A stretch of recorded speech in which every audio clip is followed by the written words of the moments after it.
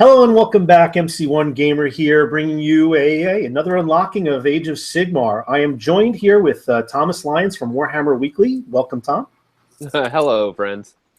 So Tom has joined me for several dozen of these unlockings, and some of the best analysis has come from Tom throughout any of these. So I've invited him back. I invited Vince, but he's on the road as well. And I know Vince is a lover of the army that we're talking about today, but we're going to go over in a little bit of a different way that I think other people have done that have already given reviews and unveilings and discussed. We're going to be looking at the Disciples of Tzeentch, but we're really going to look at also not just reviewing and discussing the strategies and synergies, but really discussing how this list is vastly going to be changing how the competitive scene for Age of Sigmar is going to be played, and what impact it's going to have. This really is going to, without being too punny or trying to coin a phrase, this is going to really change match play specifically, but Age of Sigmar in general. You couldn't help yourself, could you? I couldn't. But I wasn't too cheesy about it. So yeah, I understand. But with that being said, let's just set the groundwork before we go and take the deep dive in. We've seen especially with a lot of the newer battle tomes. I mean, we've seen a lot of stuff with the Stormcast, which, by the way, there were some other. We don't have to go and divert too much, but there were some new releases. They're still chugging out additional War Scrolls from Stormcast, even though they don't need it. I'm sure you guys will be talking about that on Warhammer Weekly in more detail. But we definitely will. Which, by the way, our guest this week is Rob Sims. Rob who again? Yeah, of Warhammer TV. Really? That's great. Yeah. We have Rob on the show. Excellent. All right, so tune in on Wednesday. What time is it going to be on? It's going to be at 5 p.m. Eastern. Great, because you got to accommodate him because he's in the UK. All right, that is fantastic. All right, can't wait to see that one. Which basically, let me just say, he will have been on TV all day for Warhammer TV doing battle reporting. And he's going to close out the night with us on Warhammer Weekly. It's delightful. Excellent. I'm very much looking forward to it. It's a nice. Now you got to get Duncan. That's the only other one. That's going to happen. He just discovered Twitter. So given the fact that he just discovered Twitter, it may be a while before we get him on Google Plus to hang out. You never know. We'll see. He's busy painting. I know he knows YouTube at least.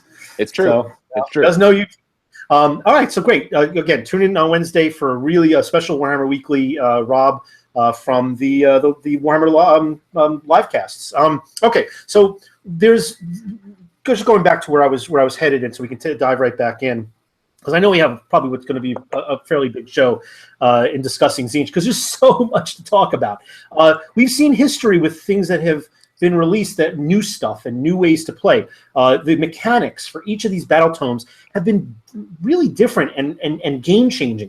When we had the Flesh Eater Courts released, we saw a mechanic for regenerating units. Even in match play, where you couldn't add and compound the size of those units, the big mechanic for the Flesh Eater Courts is that it's hard to put them down. You've got to wipe out a unit completely, otherwise they just come back to full power very easily. And they're definitely one of those upper echelon, or echelon, however you want to pronounce it.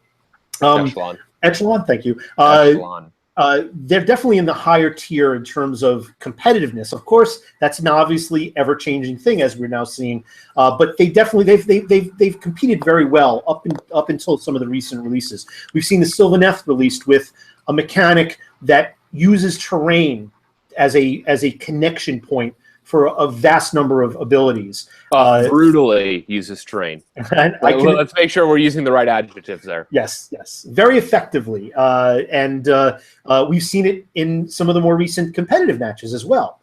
And I have an 80 or 85% done, painted Sylvaneth army that I put completely on hold because I'm playing Death, and I'm still getting drawn to try to get back to it, because it's like it's nearly completely painted, and I want to play it, but I've had to put it aside. And then I see all of these incredible games and have the power of this army, and it's obviously I'm going to have to return to that without a doubt. But the mechanics of using the Wildwood terrain and completely controlling an entire board was very much what Sylvaneth have exploited, and it's very unique to them. Then we look and we see something along the lines of environmental effects with the Beastclaw, with the Beastclaw raiders, the ogres, with giant monsters that could even be your battle line, really powerful creatures, heroes on creatures, and just everything there is multiple wounds and just hits like a truck, very hard to put down, and with some really amazing synergies, even specifically to the Beastclaw, but taking some of that stuff and even bridging it into generic destruction. I've seen some incredible lists that just an unbelievable amount of wounds and wound absorption and wound delivery. And we've seen this with obviously with all these different tomes. Who wouldn't believe that we would see something extremely unique and different with a new Chaos Army, specifically Tzeentch? I'm sure we're going to be seeing something along these lines. It's radical and, just completely, right angles and, a complete turnaround from what we know when we see new battle tomes for Slaanesh or whatnot. But Tzeentch has changed things in a big way. So I've gone off on this on the unveiling and the exposition. Tom, let's go through some of that. Let's go through some of the allegiance abilities, some of the changes, and some of the crazy, because you used a phrase to describe it just before we started the show, and I want to hear that again. It is a tournament player's wet dream. Is that the exact phrase that I used? That was the exact phrase. Yeah. So here's the deal. And for those that have not come to realize this, Tzeentch is really going to be a dominant force in the competitive scene, and here's why. Tournament play is reliant, or is completely almost based on reliability. So this is why controlling the double turn, for example, was so significant.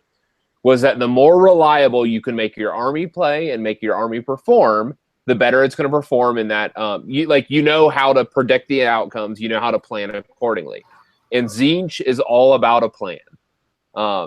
He is all about making the plan come together. And, his alliance ability is, I'm afraid, is going to be dominant.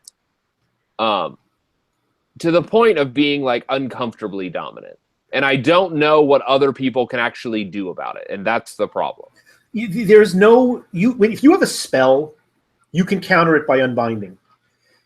And in this case, you have powers that you just cannot stop. You have abilities to affect the game that you cannot stop. I think there's quite a bit of the allegiance abilities that are not directly linked to one character. No, I mean, it's and not only that, spellcasting is going to be redefined when the Lord of Change is on the table. Absolutely. And when the multiple Tzeentch units are. And the reason for that being that, unbinding is going to be a thing. And it's not just you get unlimited unbinds like those other people. When you have a Lord of Change on the table and they throw dice, they can just choose to say no to any of your spells. If they have a 4-up in their dice pool, because they know what your casting value is. So if they have that 2 or 3 in your dice pool, they're going to double it automatically. They're going to choose a 2 or a 3. They're going to throw another dice. And remember, when the Lord of Change, and we'll get to this, it matches the highest dice. Mm-hmm. So they may, let's say you're doing a arcane or a mystic shield or an arcane bolt at a 5. Okay. Unbinding happens at the value and above, correct? You don't have to beat it. You have to beat it. Unbind has to beat it by 1. You can't match it. So you can't match it. Okay. Mm-hmm. So what that means is that they need a 3 on a Lord of Change. So if they put a 3 on the table, they automatically dispel it, because no matter what their other dice is, it'll match it, and they get +1 from their command ability. I really wonder if they play tested this enough, because it is so dominant. They can not only can they dominate the phase on their own front, like you're saying, they can shut you down completely. And it's not a far step to take the expanded command ability that gives them a 27-inch dispel range. Yeah, we'll go through that. We'll go through some of the specifics. So just in terms of going over in the specifics of what everybody's got these powers. Again, you got like environmental effects for Beast Claw and whatnot. Some of these things, they weren't game changing. They would deliver some mortal wounds. They provide an interesting mechanic. So this is different. So with this Destiny dice and all the things revolving around Destiny dice are a whole different ball game. And you don't lose your Destiny dice if you lose a specific hero. It's not tied to like a trait. It's or an tied artifact. to you as a commander, like as you as a general, as a player, not tied to your general or anybody else. That is the biggest deal in my opinion. Okay. Yeah. So let's talk about how this works. For anybody the media. Yeah. Let me just say. So I said that this is a tournament player's wet dream, and so what ends up happening is that what you need in order to be competitive on the scene is you need one of a couple things. You need unique deployment, like alpha strike capability, unique deployment, and to be able to the ability to jump to off points. So extreme mobility, whether that's unique deployment, whether that's the ability to teleport across the board. You need mortal wounds. The meta heavily favors mortal wounds right now. It just does. And there's nothing really to stop that. The Stormcast, one of the dominant armies, just fold to mortal wounds. And so mortal wounds, being able to output mortal wounds is a must in the meta right now.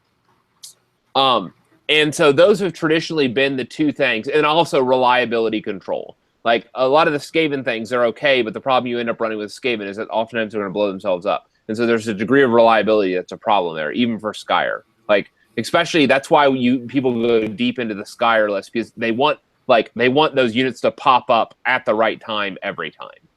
And if they're not reliable, you're going to lose because you had to wait an entire turn for those Storm Fiends to pop up.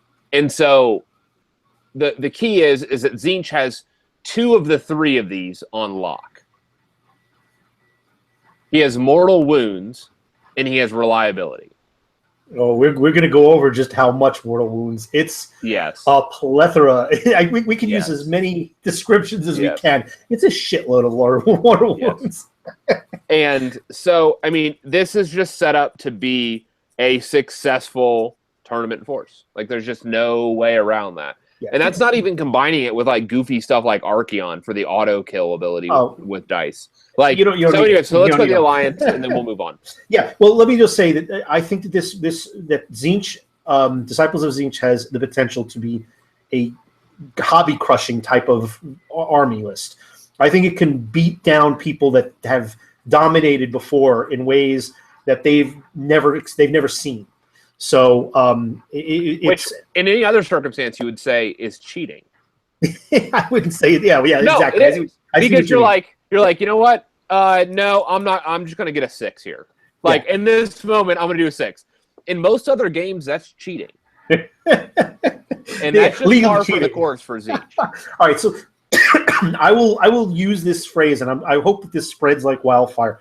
There was a point where Wood Elves had the capacity up in Warhammer Fantasy to win against almost any list just by virtue of not engaging you, not being able to be caught, and just delivering volumes of ranged attacks to the point where you just, unless the scenarios were tailored for something that they couldn't do, and there was very little they couldn't do, they could just win by virtue of attrition and not taking losses.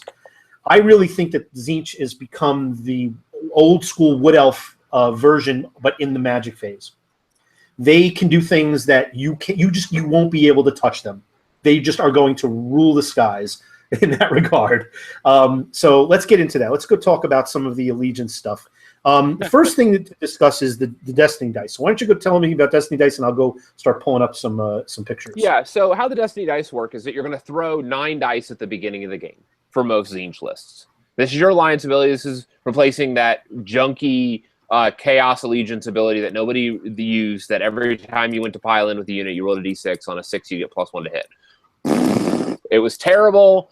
Everybody forgot it. When you read it, you went, I'm not using that because that takes too much time. I'm not going to throw a dice every time I want to try to activate a unit in combat. And hope for that 6 that's never going to drop. I'm going to take Dark Avenger and get +1 to hit against all of these net list order, Sylvaneth and Stormcast stuff. But what this allegiance does is you're going to roll 9 dice, and those 9 dice become what you're called your destiny pool. You're going to recognize this if you've played, if you remember, or if you played Silver Tower, because this is functionally what the mechanic was in Silver Tower, was destiny dice the players used. And you would get 9 of these dice, and throughout the game, you can use them for a whole host of abilities. 9 different functions, in fact, including hitting, wounding, charge rolls, spellcasting checks, dispelling checks. Do you have the list? Yeah, I do. So battle shock tests, damage rolls, save rolls, wound rolls, hit rolls, charge rolls, run rolls, unbinding rolls, and casting rolls. Basically everything except for maybe priority. Initiative priority, which is intentional. Because because had they given that to them, they would always win. They actually took away the ability to do that from Kairos. I don't remember if the Lord of Change had it, but Kairos had it. Kairos had it, and yes, they did take it away, and it was a very intentional change, and rightfully so, because he was showing up in every chaos list, and he would control the double turn. He still might. He would own the double turn, and there's a reason why they killed that, because it was dominant in the competitive scene. There's a reason why Vince and I killed him the top of turn or bottom of turn 1. Top of turn 1 in at Holy Havoc. Because he is threatening, is what I would say. So what it does is you get these 9 dice, and you can sub them in, and you can sub them in for any roll of those rolls that you wanted to. Right now, there's a contention. It looks like you may actually not be able to sub them in for mortal wounds, because mortal wounds are not damage rolls. They are wound-inflicting rolls. I know that sounds... That's going to need to be FAQ'd, because there are people that are going to try and take advantage of that fact. Yeah, because that was something... Yeah. Because damage rolls is a particular part of the attack phase. You skip that phase if you're doing mortal wounds. Right.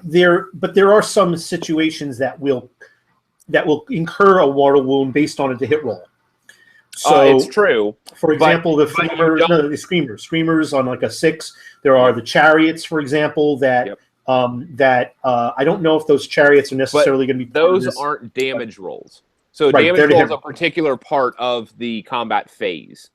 And so like it's you can, after you've confirmed wounds, you make damage rolls, and those are the things that that you can modify with these Tzeentch dice. Right. So I think if I understand what you're saying is, and I agree with you, is that if it says on a 4-up it causes a mortal wound, you cannot manipulate that. But that the hit roll, you can manipulate. That could say on a 6 you will cause a mortal wound. Yes.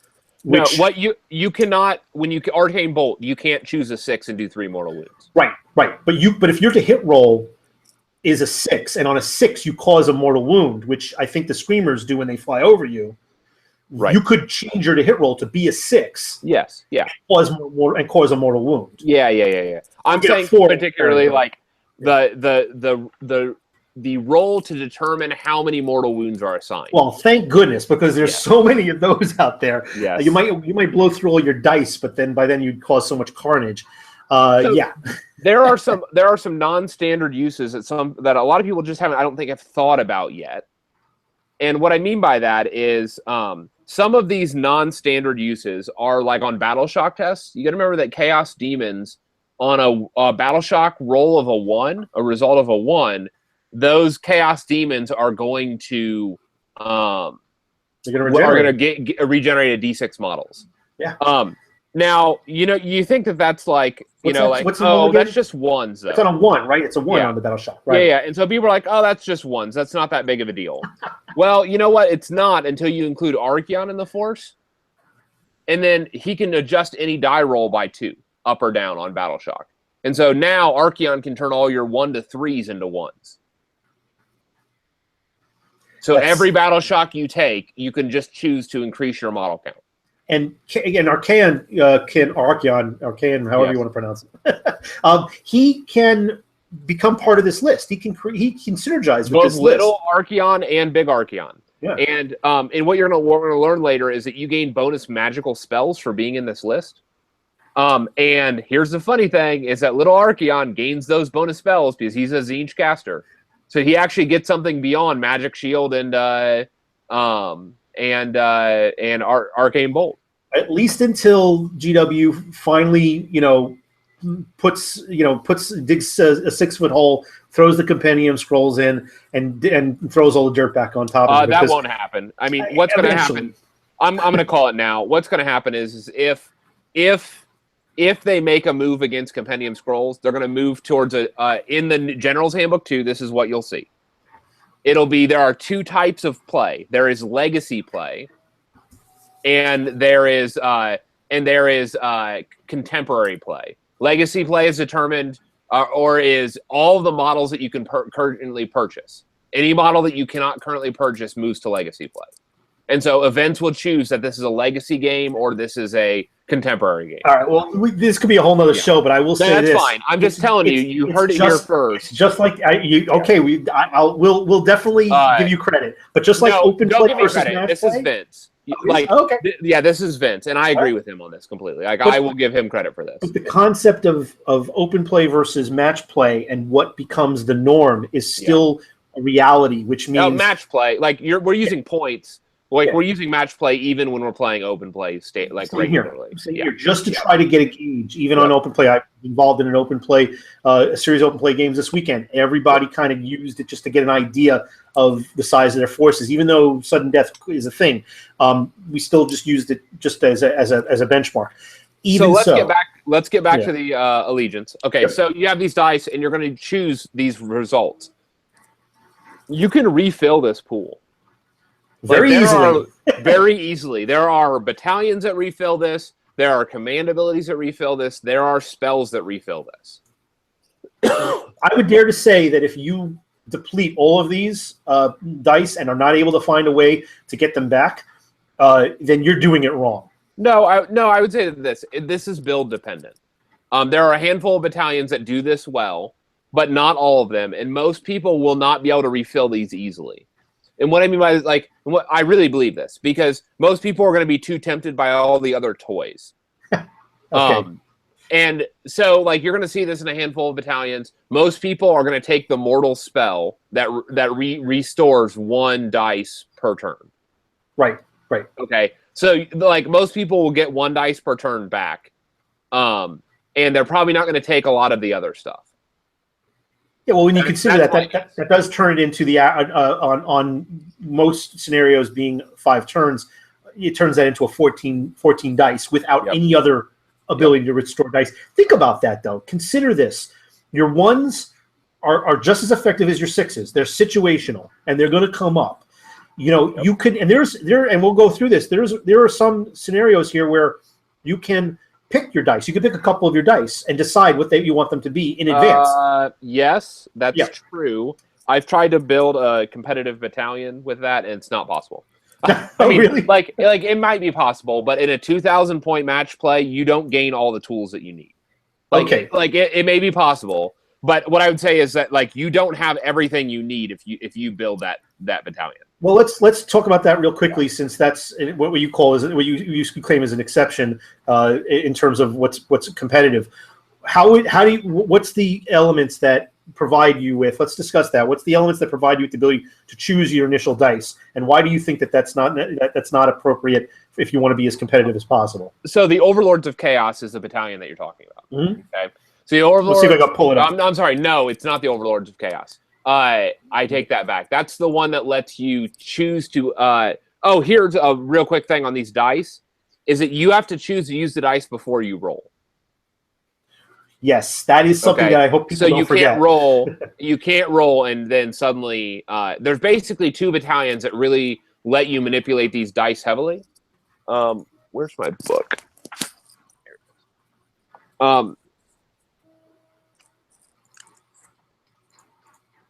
So one of those that lets you manipulate it heavily is the...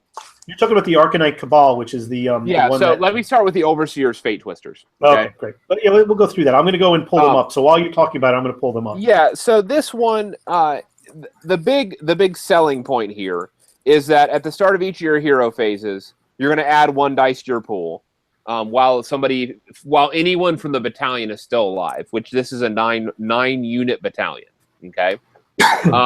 So you're going to add 1 dice to your destiny pool. So this is one way to refill and get 1 dice. Now you can never have more than 9 dice. So what this means is that you need to be spending dice. Okay, with this, like you have to spend minimum of 1, probably 2, because you're going to have that mortal spell. Which is not going to be a problem because normally, like, you can just make sure you hit one of your attacks or whatever as needed, or make sure you get that charge or whatever you want to do. There's more than enough opportunities to use these. And the big ability here is that you can choose to substitute dice after you've made the dice roll. So you can always gamble, try to go for that 6 or that 5. If you don't get it, then pull it from your dice pool. So that's the big thing about this battalion. And then in addition to that, if the Lord of Change from this battalion is on the battlefield in each of your hero phases, you can choose to re-roll any of your dice. So if you have a really useless like 2 or 3, what this allows you to do is re-roll it. In most cases you're gonna have a die that you need to fit the situation, especially if you're using this one. Yep. All right. So let's see. What's the problem? So the battalion is a Lord of Change, which you're likely going to want anyway. So that's great. Well, let's talk about the Lord of Change. I'll go pull him up. Okay. All right. I'm going to try and zoom in just a little bit. A little fuzzy, but... Yep. So the Lord of Change, he's been up to 14 wounds. He has a great movement, 10 fly. He's a 4-up save, 10 bravery, kind of what to expect. He has a set of different weapon loadouts now. One being a ranged attack with his staff, which is a melee. One being a sword with his melee, and one being his claws with his melee. His 2 abilities are, one of them is when you unbind, cast or unbind, whatever your lowest dice result is, you're going to change it to your highest dice. Okay? So what's going to happen here is that, like, this is what I was talking about earlier. If you throw that 3, and like a 1, it'll double your 3, so you get 2 3s, so you go to a 6 instead of a 4. And so what this is going to reliably let you do is make like most spellcasting automatic, just statistically automatic. Because on average, you're going to throw at least 1 3, and so your minimum cast is going to be 7 because he gets +1 from his command ability. Which is like 99% of the time gonna dish out all of those, or not 99%, but much of the time you'll be fine. You don't want to throw out a percentage. Yeah, I just don't want to throw out percentages because the reality is it's not 99%. Yeah, it's not quite that, but it's pretty close to certain.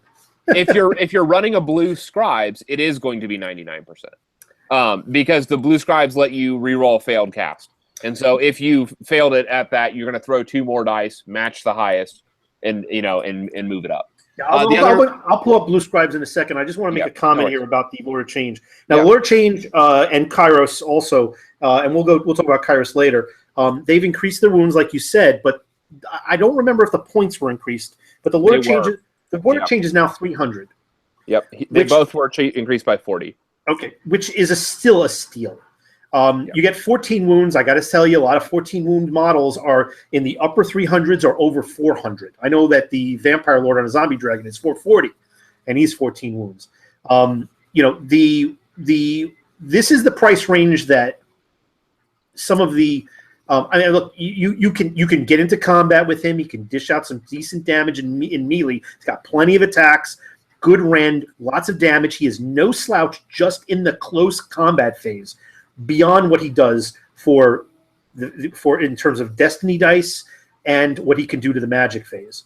So and this guy steal spells. And he can exactly. There's a lot of spell stealing as a mechanic for Tzeentch now. Which, by the way, not only can you shut down the magic phase for your opponent, but you could take their magic and throw it back. And I think there's a couple of instances we'll see where you can immediately do that. That's true. Okay, yep. It's not even like wait for your phase. It's you immediately can shoot. You can almost like reflect it back, stop it, and send it backward. So yeah, we'll get into that. All right, you mentioned the Blue Scribes. I'm going to pull that up. Well, hold on. Let me finish the Lord of Change. Okay, good. We didn't make it all the way through the Lord of Change. So if you dispel on a 9 or higher, this is one of the reasons why I like whenever I'm planning on taking Lord of Change, I will likely take the extended like dispel range, because if you you can control when you dispel well, and so you'll get that 9 up, and you'll get to steal the enemy spell.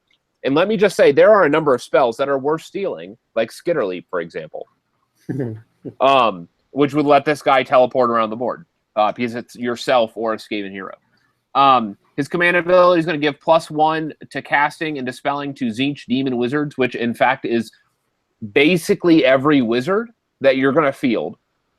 Because even your Zangor and your Gaunt Summoners have the demon keyword because of their discs. So even your Mortal and your Arcanite wizards are also going to have the demon keyword, the Tzeentch Demon Wizard keywords. And so he's going to add +1 to cast for all of them.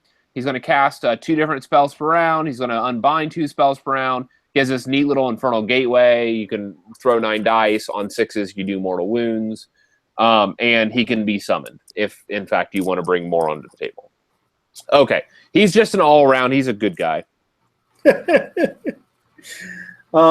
So let's go back to the battalion. Like well, we can go. What, you want to go back to the battalion? Sure. I do, because like it'll lead us to the horrors. I promise. Okay, you got it. So this next one is Horror Heroes, and so this qualifies as a number of things, including the Blue Scribes. So you can turn to Blue Scribes now. Okay, let's go Blue Scribes. Okay, so the Blue Scribes. You're paying 120 points for a 16 move, 5 wound. Did I get that right? Was it 160 or 140 or 120? I got it up here. Right, just 1 second. 120. Yeah, no, that's right. So 16 move, flying, 5 wound model that's going to zip around the battlefield, and his spell is going to grant re-rolls on failed casting to all of your wizards, basically, within 18 inches. Which you're going to be casting a lot of spells, so that's really useful.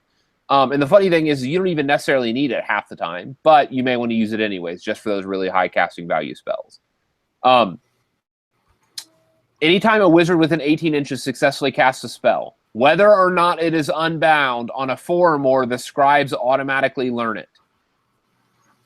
Those elven wizards that that are casting the 6-up ward save, yeah, he steals that. Well, there's only one scribe you can put on the battlefield, if I understand. Yeah, this is a unique guy. But still. But yeah, you're gonna put the Blue Scribes on there because they're cheap and they're doing a nice kind of buffer thing. So this would be a great scroll basically for many Tzeentch armies, but for this battalion in particular. And you're gonna probably field a bunch of different heroes. And then the other one is they can automatically cast spells on like you roll a dice on a 2 or higher, you automatically cast a spell once in each of your hero phases. So these guys are just good. I mean, they're nice. They are compact and affordable at 120 points. So, anyways, you can jump around. Which one? Let's go to another battalion. Let's go to another hero. We're still going through the heroes. So let's go to the Changeling. The Changeling is another great horror hero. All right. Give me 1 second. I'll pull that up. The Changeling isn't anything new, but I just want to point out that the Changeling you're going to deploy behind the lines. I'm not sure if I pulled up the Changeling just because he wasn't new. He may be down here. Hold on. Okay, don't worry about it. I got it. Like I'll just go through. There we go. So they have a nice new model for this guy. You can deploy behind the lines. You're going to pick one unit within 9 inches in the hero phase and have their movement, which can be devastating in competitive play. I don't care what anybody says. This guy can be in the background and do some trickiness. He can also hit people with their own weapon. That's pretty good. The Changeling is a wizard, and he gets 1 and 1, but he can cast any spell known within 9 inches. So there's an interesting combo. Because he gains all spells of people within 9 inches of him, whether he's casting them or not. And Kairos knows all spells of everybody in his army, of Tzeentch wizards in his army. Wow, yeah. So him being near another wizard gives the spell to Kairos. And then Kairos can cast it, and then the Blue Scribes can transcribe it and permanently gain it for your army. So even if he leaves that range, the Blue Scribes gain it, and because Blue Scribes have it, Kairos now owns it. And then this guy, like, as long as you're not casting spells or uncovered, he can move around in the enemy backlines and not be attacked and stuff like that. And so this guy is just great for mucking up things and stealing essential spells. And actually, in one of the battalions, he's going to be a really useful tool, and I'll get to that in just a minute. Okay, so let's go back to the battalion we've been talking about, and there are others. The Herald on Burning Chariot is the same, but he has a great spell that basically echoes the Mortis Engine bubble, the D3 Mortal Wounds bubble. That's the explosion. The Burning Chariot Herald also has that. It's like cast on a 9, but again, you're going to have a bunch of bonuses to cast well. And when you pop it, it'll on 50% chance to do a D3 Mortal Wounds to every unit within a radius, or within a 9-inch radius, I believe. So there's a lot of good horror heroes, is what I'm saying. But the problem is that you have to fill the rest of the battalion after all those heroes with either Exalted Flamers or Burning Chariots. And none of those things are battle line. Yeah. So what ends up happening is that you're going to end up spending a minimum of about 1,200 points on this battalion and still have to spend another 420 points to get min battle line pink horrors. Yeah, but well, we haven't talked about pink horrors, but there's certainly some value in those. There are. Don't get me wrong. Like, there are, but that's not going to give you what you need. You don't have a hammer. Like, you don't have a hammer in any of that. You don't have an anvil in any of that. You have a bunch of, like, okay things, and, like, nobody can take a hit. Like, none of those chariots can take a hit. None of those flamers can take a hit because you're paying 120 points for 4 wounds. Or I'm sorry, the Exalted Flamers, I think, only have 4 wounds. And so the problem is you just don't have the tools that you would need in a competitive environment, in my opinion. Somebody can prove me wrong, of course, but at 2,000 points, you're really pushing it to make this work. Exalted Flamers are 4 wounds for 120 points. You would have to run a kiting type of list, and I just don't know if they can pull it off here. Anyway, so this is what I'm saying about the Overseer's Fate. Great abilities, it's really difficult to make work. So the other big one, do you want to go through the rest of the demon battalions since we've talked about demons? Yeah. Tell me which one you want me to pull up, and I'll grab it. I want to do Omniscient Oracles. Omniscient Oracles. Oh, wait, you're talking about the big ones? No, I don't have the copies of the big ones. No, the Omniscient Oracles is not a big one per se. I have, was it Aether Eater Host Battalion, the Allegiance. Okay. Well, let me just briefly mention the Omniscient Oracles, because you may have categorized it. Let me say it this way. You may have categorized this as a big battalion, but I think this is very fieldable. You're talking about, let me go grab it. While you're going through it, I'll see if I can go grab it. It's very simple. It's Kairos and 3 other Lords of Change. Okay? So you're talking here about 1,240 points. Okay? And out of that deal, you're getting 4 high mobility monsters, each that cast 2 spells, that can be equipped with items that are great models independently. Just alone, these 4 are monsters, okay? Literally. And on top of that, as part of the battalion, you re-roll any hit, wound, save, or run rolls of 1. And any dice rolls of 1 for a charge. And so it's actually, I think that this might be a surprisingly effective battalion, because of just the raw combat power in those units. And because these guys, like some of these Lords of Change, can be equipped like tankiness, because like you could give them the command ability that gives them -1 to hit them in melee, and there are some items that likewise make them really good.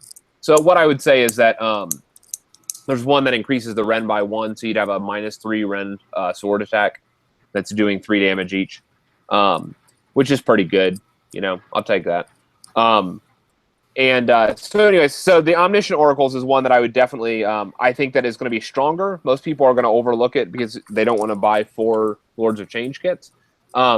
but it's one that, like looking through this book, it's one of the ones that I was drawn to very quickly. But I like big toys. Yeah, I think I left that out just because it was like, how many people are going to wind up doing that? Well, and what I'm saying is that it may be. I think it'll be surprisingly competitive. Let me say that. Yeah. Because anytime you're dealing with 4 monsters that have 14 wounds each, and the ability to get healing on some of those models, which you do through this battalion. Not battalion, sorry, through the spells and all that other stuff, through the gifts and boons and all of that. I think you're going to be surprised, is what I'm saying, with how good that is. So let's go to the chain. Let's go not to the change host.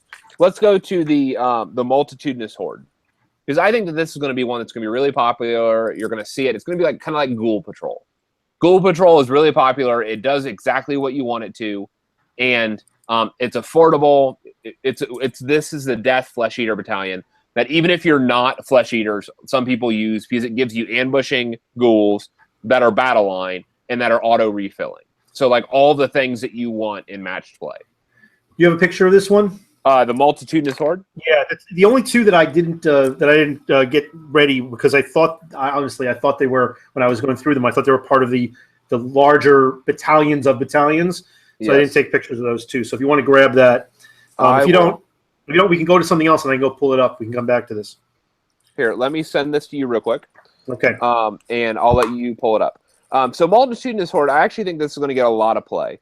We're going to see this in quite a bit of matched play. And what this does is it's a Herald of Tzeentch, which is just one of your casters that you're going to end up running anyways. And it is 8 units of any of the following models: pink horrors, blue horrors, and brimstone horrors. 8 units. Now, you got to remember, brimstone horrors are 40 points per unit. Blue horrors are 50 points per unit. And pink horrors are 140 points, but they're battle line. And so at like 600 or 700 points, you could probably get out.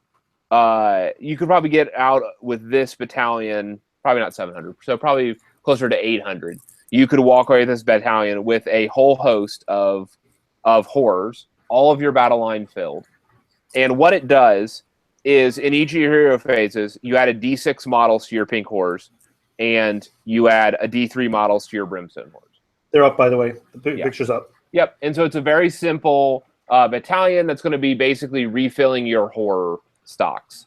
And I really think that this is going to be a good, I think you're going to see this on the table quite a bit, is what I would say.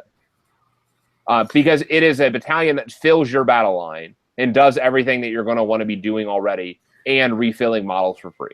Let me just emphasize something here as far as the pink horrors, blue horrors, and brimstone horrors.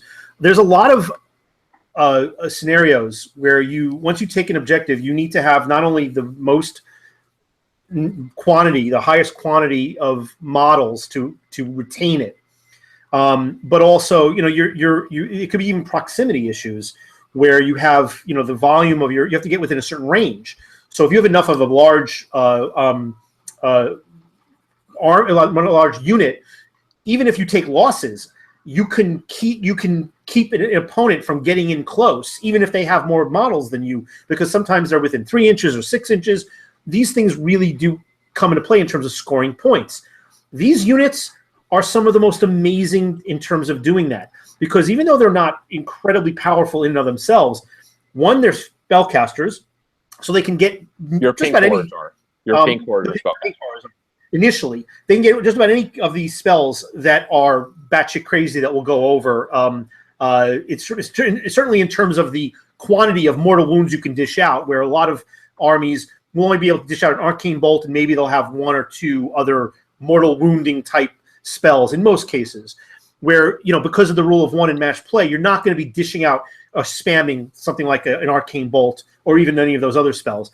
But there's so many of these types of spells that do this, that having several units that can cast beyond just the heroes that are wizards gives you incredible versatility. So the pink horrors are out there. You're spending how much on pink horrors? It's like I think 140 per 10. And then now in match play, and this has been widely accepted that there's no way of getting around it. You're going to have some reinforcement points to utilize when these guys die and turn into blue horrors, and then when those die, turn into brimstone. No, you need to reread this. Okay, because how the switching works is that they refill a nearby unit first. No, wait, I'm not saying what I'm talking about. What I'm talking about is if a pink horror unit is wiped out. Okay, it doesn't matter. If you read it, what it says is that you may either refill a nearby unit or summon a new one. Right. Yes, I know. I'm talking about the summoning of a new one.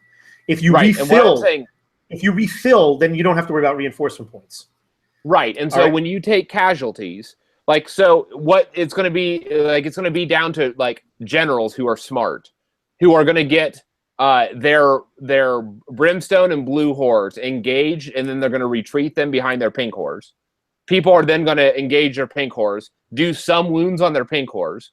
Their pink hordes are going to die and refill their blue hordes. Right. And then you're going to retreat your pink hordes. You're going to rush in with your blue hordes. Blue hordes are going to die, refill your brimstone. You're going to charge in with your brimstone. And during all of this time, each of these units are refilling a D6 models on your hero bases.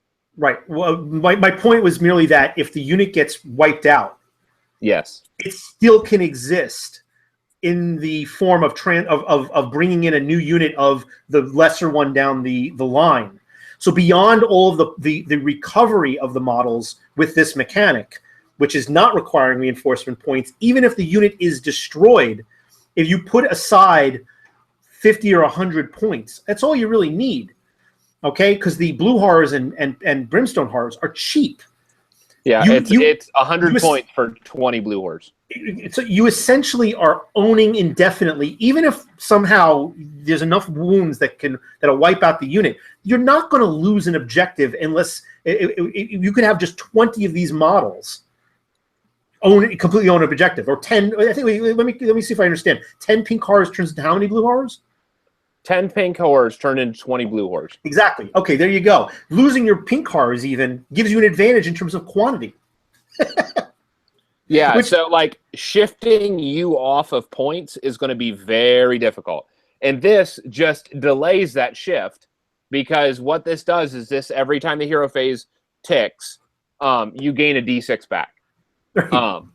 And when you battle shock, by the way, let me remind you that when you battle shock, you can just choose to use your destiny dice to refill another D6 on your own. And so I can't say it strongly enough.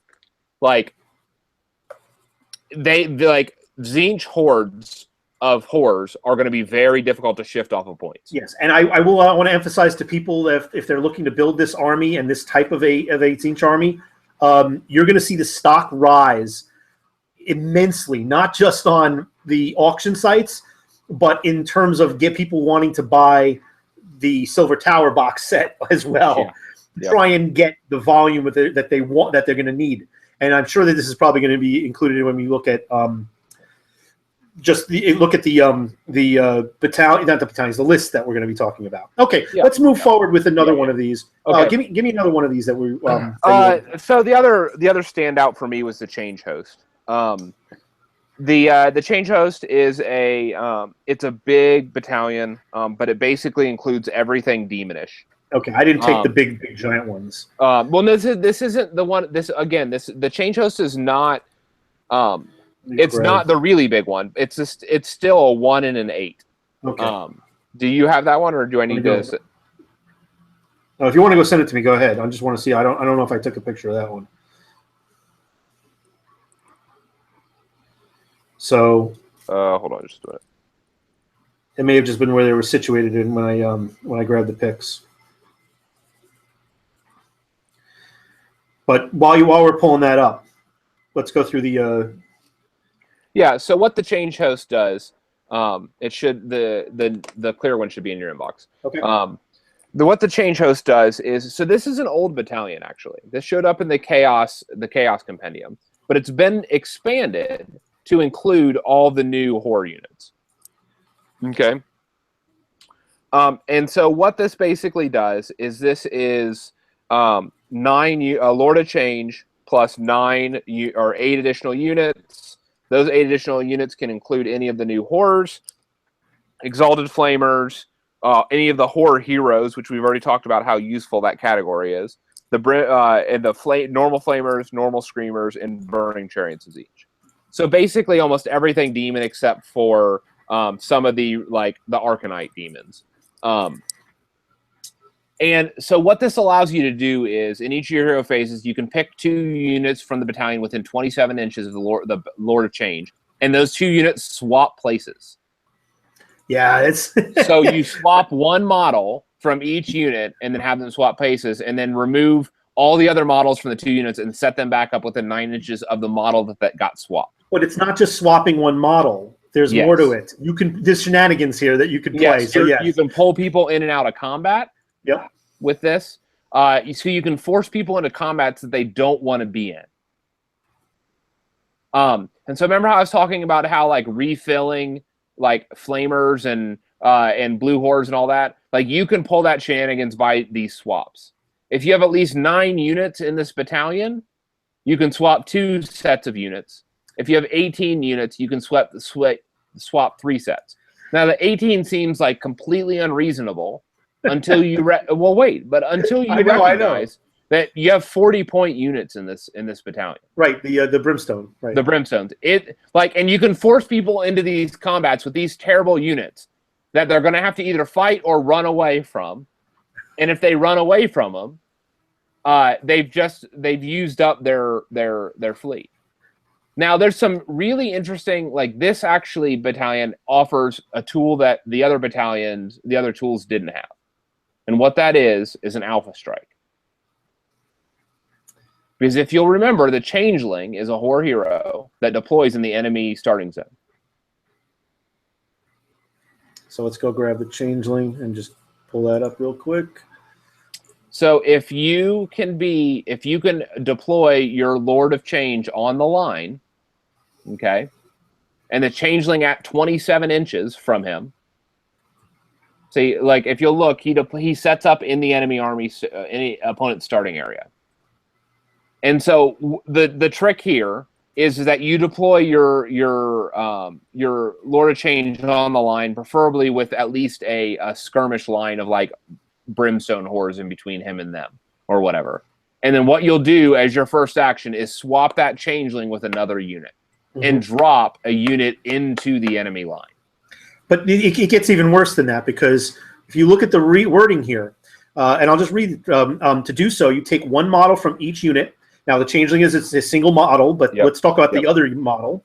And then it says you then remove all of the other models from the 2 units. Now, the Changeling is not going to have an effect, but let's say it's Brimstone Horrors. How many Brimstone Horrors are we talking about for 40 points? Is it 20?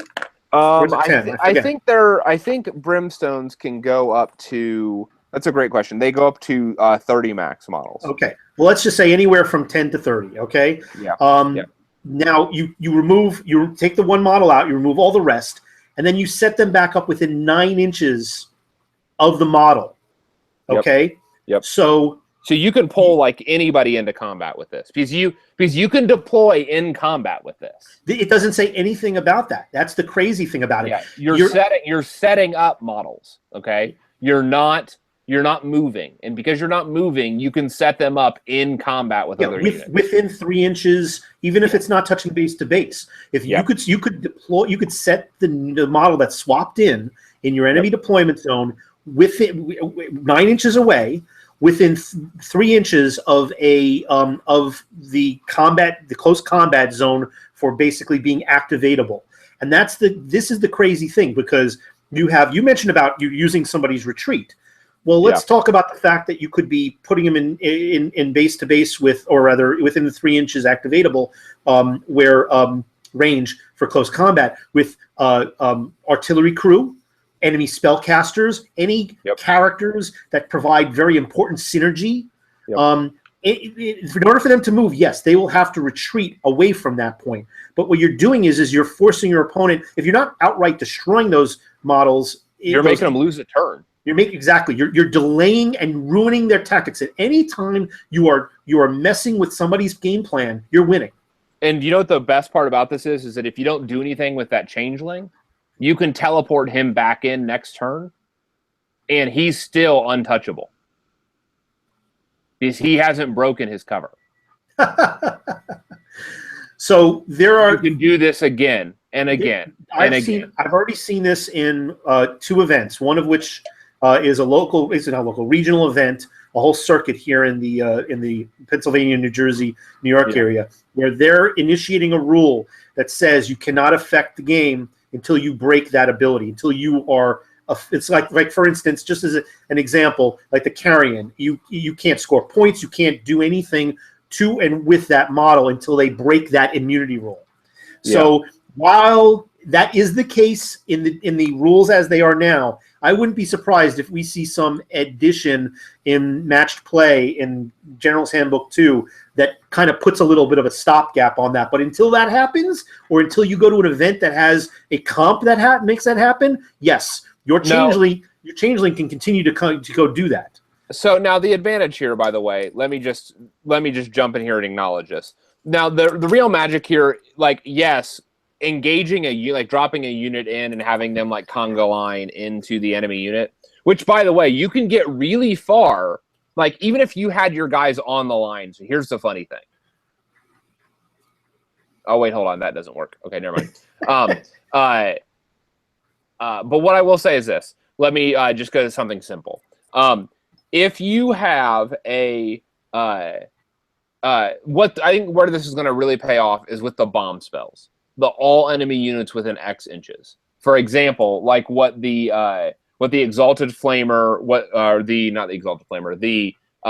the Herald on Exalted, the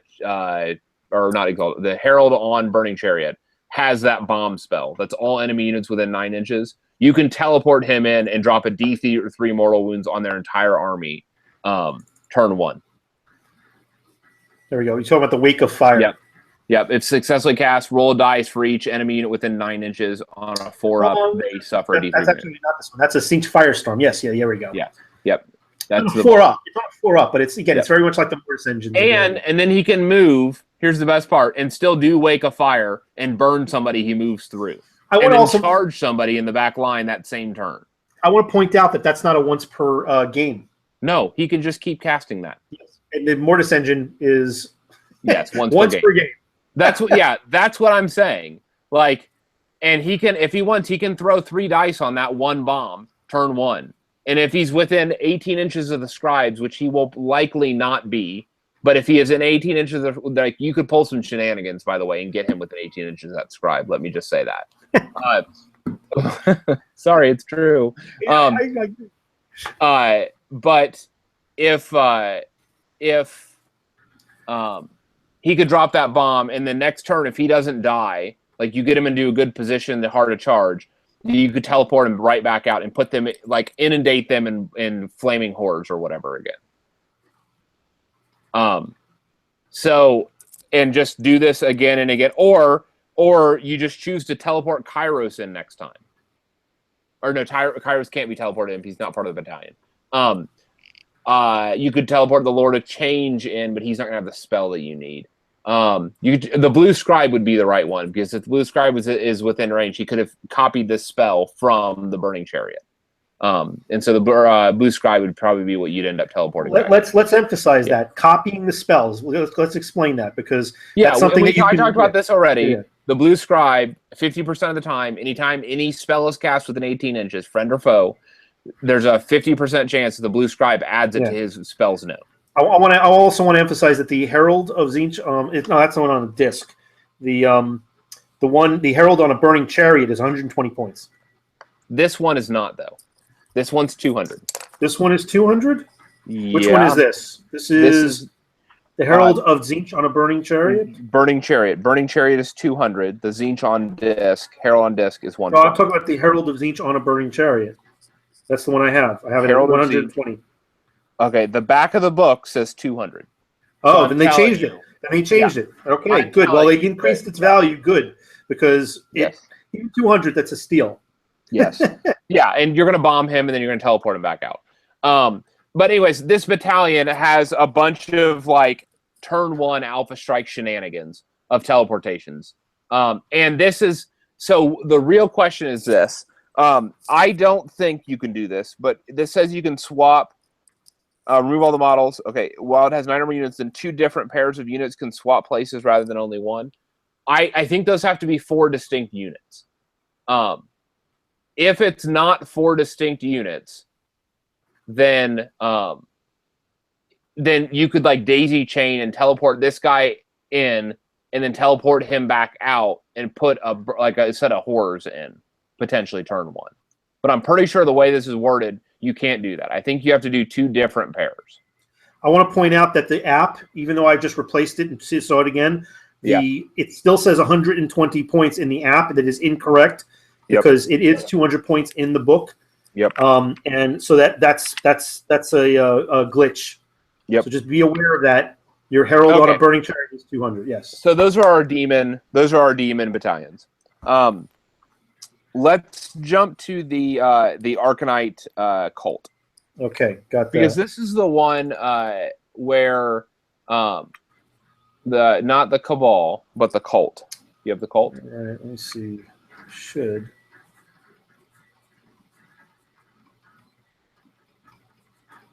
All right. No, I don't have it. Okay. I cherry picked these because I was trying to get the ones. My apologies to the viewers. Trying to get the not include the ones that are battalions of battalions, and of course, I foobarred it. It's okay because what I'm going to do is I'm going to send you this photo again. And the reason why is because it's not this actual battalion that I expect people will field, because this one is actually like points wise 2,000 points. You're going to be stretched to field this cult. But the actual bigger battalions, the ones that you technically you wouldn't expect to be able to field, you can actually field those because it's 0 of 8 battalions. There we go. Okay, so what I want to do is draw your attention to some of these abilities. The Destiny Preordained. This is what I was talking about. When you generate your dice at the beginning of the game. The 3 of the 9 dice, you can choose the result. So you can just lay out those 3 6s at the start of the game. This is what I was talking about before. Yep. Yeah, and then you're going to add 1 to all the bravery of all the Arcanite cult, all the models in the Arcanite cult. So, so this is a really good tool, but it's really hard to get into this point wise in a 2,000 point game because it requires the Arcanite Cabal. And if you'll go to the Arcanite Cabal real quick. Yep, that's the one I just had up before. Yeah, that's the one you just had. This is a great little, a cute little battalion, something that I will likely run on multiple occasions. And it's 3 to 9 casters. It's a Fate Master, a Magister, and a Zangor Shaman. And like any 3 to 9 units from those 3. Mm-hmm. And what it does is basically each time you use a Destiny dice to predetermine a dice roll for the Master of the Cult, roll a dice.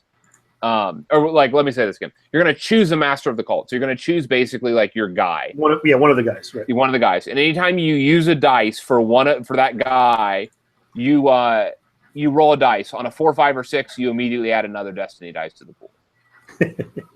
So that's pretty good. Yeah. Unfortunately, let me just say that you don't get the Lord of Change in this setup, which is what you would want to use. And then finally, the Cabal of Sorcerers. This is where the real points, the real money comes in for this battalion. Each model from an Arcanite Cabal that is within 9 inches of at least 2 other models from the same battalion can cast an additional spell. So suddenly, all these single spellcasters are 2 spellcasters. At least they can't unbind a second time. Yes. Not that they'll need to. Yes. So it's good. Let's turn to the Fate Master, because I think, do you have the Fate Master? He's an old scroll. Yes, okay. I do. So I want to point out, I point out this this trick on TGA, but I wanted to do it now for your viewers. The Fate Master is like the tanky Tzeentch mortal hero. He's a really unusual. He's not a caster. It's a real unusual kind of setup. He's a 6 wounds. He's a 4-up save. He's the old Discord. You know, the one that gets like increased like a 2-up save for models that don't fly. Mm-hmm. So he's a, you know, he has a 4-up against spells. He kind of does some combat damage. He's 140 points. Most people look at him and kind of look at him askance, and they're like, yeah, this guy's pretty bad. But here's the deal. His command ability is you roll a d6. Anytime him or a mortal Tzeentch mortal unit within 9 inches rolls any dice, okay, this is not restricted at all in any way. Let me say that again. This command ability, anytime you roll any dice within 6 inches and it matches the dice that he rolled on that command ability, you can choose to re-roll that dice. Yeah, and can you let's just talk about the abuse of the wording. How can somebody who wants to try to twist this and play that, you know, really push the ends of the envelope? Are there any situations? Yes, you're going to run a baby Archeon, and you're going to run at least 2 of these guys. You're going to run into your leader cap, which is the problem, because you're going to want a bunch of casters too. I see. Yeah. And so what you're going to do is, worst case scenario, you would run baby Archeon, 2 of these Fate Masters probably, and 3 Gaunt Summoners is what you would want to run. Because they need to be Tzeentch mortals, okay, is the key here. And most things are not Tzeentch mortals in this book. So the Gaunt Summoners are one of those exceptions. The Gaunt Summoners, by the way, let me just say, they are a steal at 120 points. They have all of the keywords, They have mortal, they have Tzeentch, mortal, demon, Arcanite, Tzeentch, mortal, demon, Arcanite, hero, wizard, and Everchosen. And what this is going to do is all their spells will trigger this like within 9 if you roll any dice. So like any of your casting dice is going to trigger this. And because of they're both Tzeentch and mortal, they can choose from both the demon lore spells and the mortal lore spells. And so there are a lot of spells that are like roll 9 dice on a 6 or up. Yep. On a 6 up, you do a D3 mortal wounds, or you do a mortal wound, or it'll be like roll a dice, and on a 4 up, you do a mortal wound or something. Well, what this does is with 2 of these guys running in chain, 2 of the 6 results you roll, you'll get a chance to re-roll those dice. And so it gets really bonkers really quickly with these guys. Yep. We can finish up with this. Then I want to go into the allegiance, some of the traits, and let's just without going into each one, let's highlight some of the really crazy combos with those, and then we could talk about spells that are real standout, and then we'll go to list building. Just because we probably could do 3 hours with this army. Oh yeah. And I bet you we will do follow-ups. Yep. Yeah. Because there's so much involved. We're talking about just so people realize that just the volume of stuff that is involved here. When you look at this, we're talking about 18 command traits, 12 magic items, 12 demonic gifts and powers, which by the way are also artifacts in terms of the artifact choices, 2 different spell lores with 12 new spells, and that's that alone, because of the amount of individual spells, and there are really, really good spells in this list.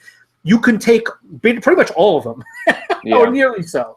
So let me, before we move on to that, I want to point out some other standout units and some special abilities across the units before we move away from them. All right, let's do that. The Skyfires have gotten a lot of hay. Skyfires. What do you mean by hay? What do you mean by hay? They've drawn a lot of attention as a good unit. Well, there is some good stuff with them, but they are a very mobile unit. If you guys oh my god, they are a very mobile unit, 16-inch fly. These guys are going to be at 4 wounds each, running around on these discs. And the key here is that they each get this arrow. They get a bow shot, 1 attack. They're 4 up, 3 up, -1 Ren, D3 damage. Okay, so like a unit 24-inch range. 24-inch range. So great bow shot. The big deal with these is that if they roll a 6 or more to hit, that D3 becomes a D3 mortal wounds. Which could easily be done because you have your destiny dice. Well, you have your destiny dice, but even more than that, you don't really need your destiny dice.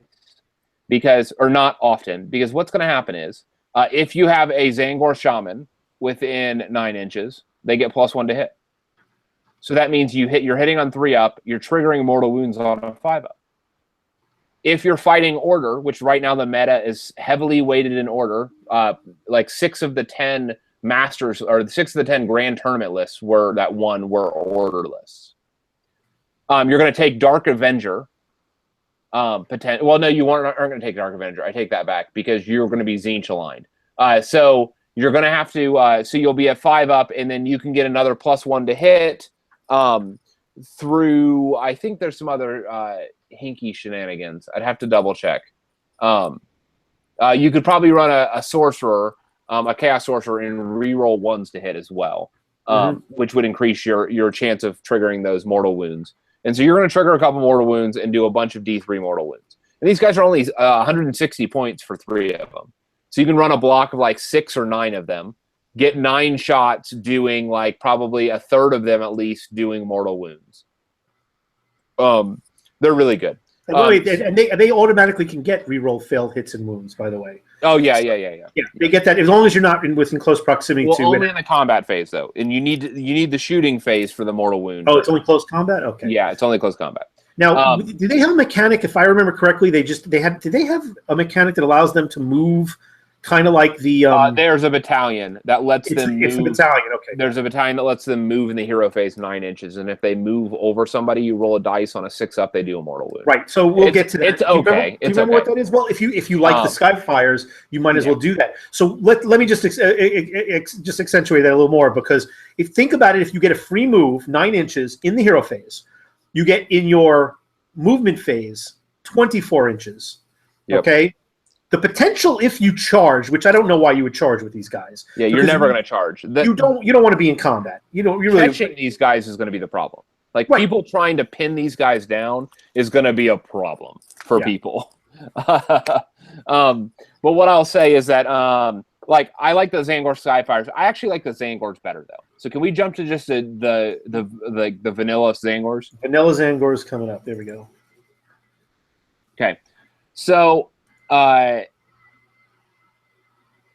wounds each. These are 180 points, so they're the cost of Chaos Warriors. You're getting 10 models, 2 wounds each, 20 wounds. So their big ability that everybody is just falling over themselves with is that for every 9 models in the unit, they gain a bonus attack.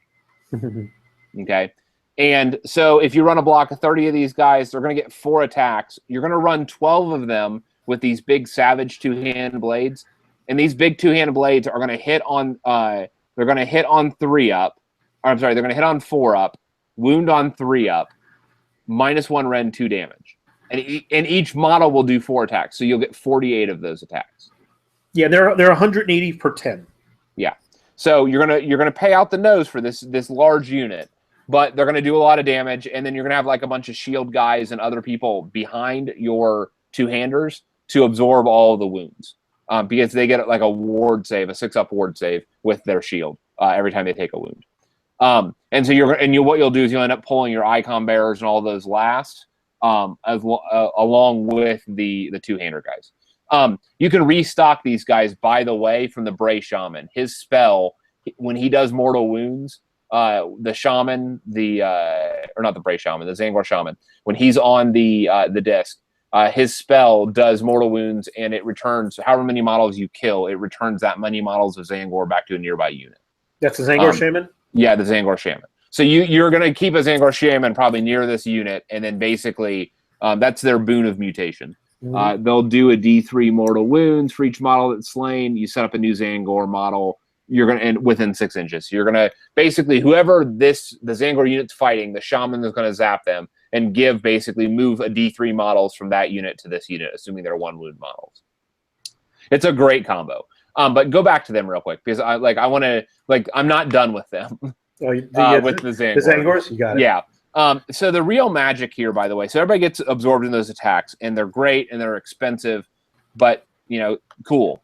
No, the real gold here is the icon bearers. Okay, so this is what the icon bearers do. At the start of each of your hero phases, you roll a dice. You take a dice for each wizard, friend or foe, within 9 inches of this unit. So I didn't see the friend or foe. I thought it was just. So let me just say, right now there's a rules clarification that has to come in the next couple weeks here, because as this is currently worded, every model that has a keyword is that thing. God. So the rules clarification that probably won't come. Won't come. but what needs to come is this. Right now, if you have 3 units of pink hordes right now, you're going to pick up 30 dice. That's a problem. Let me just say that. Okay, that's a problem. It's bad enough that you can easily get 10 wizards within range of this. Okay, it's not hard to get 10 wizards. Let me just say that. I built out a unit, and I easily had 10 wizards between my pink horde units, counting as only one, and side. All my heroes. Yeah, you're not counting your foe even. Yeah, not even counting my foe. And here's the kicker. You take those 10 dice, or however many dice, for however many wizards you have, and pick an enemy unit within 18 inches. Roll all of those dice. Every 4 up is a mortal wound.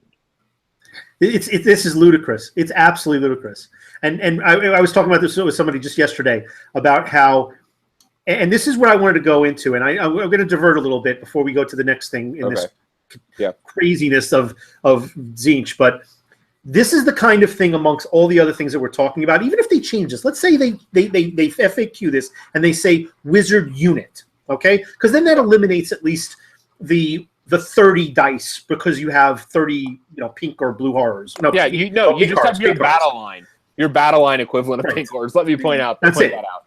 Yeah. So even if they take the unit, it's going to be still 10 or 12 or whatever dice. Yep.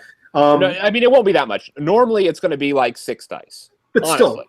Normally it's not going to be 10, but it's easy to get to 10. If you're building for it, you can get there. That's what I'm saying. And I think what we're getting to here is because we're starting to get really kind of long in the show, and we still have some more stuff we want to cover. But I want to divert a little bit real quickly and just stop for a second and talk about the fact that we're talking about layered abilities that dish out lots of mortal wounds at range that synergize just with your basic list building, just with the units that you're deploying, the existence of those units, the spells that you can dish out, the ability for fast-moving units that fly over you and then still get out of range. Something I love to do, for instance, with Hex Wraiths, but nowhere near as good as what these guys can do, which is, I'm a sad clown when it comes to comparing this stuff, especially points-wise. The ability to dish out so much volume of mortal wounds is, I think that I don't know a lot of lists that can handle this. And we're going to have to talk about it before the end of what it takes to combat some of this, because this is like having a Star Soul Mace. This is like having Star Soul Maces.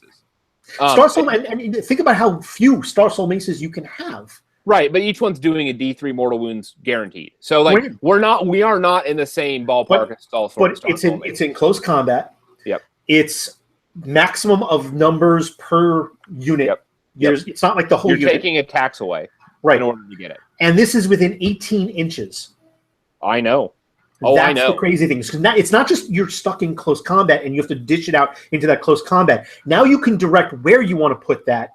And that, you talk about 10 or 12 dice, even if it's just 6 or 8, that could be all it takes to completely remove a hero, which is mostly 5, maybe 6 wounds for some of the tougher ones, completely take that unit off the table. And in a 2,000-point game, that could be a spellcaster. It could be your general.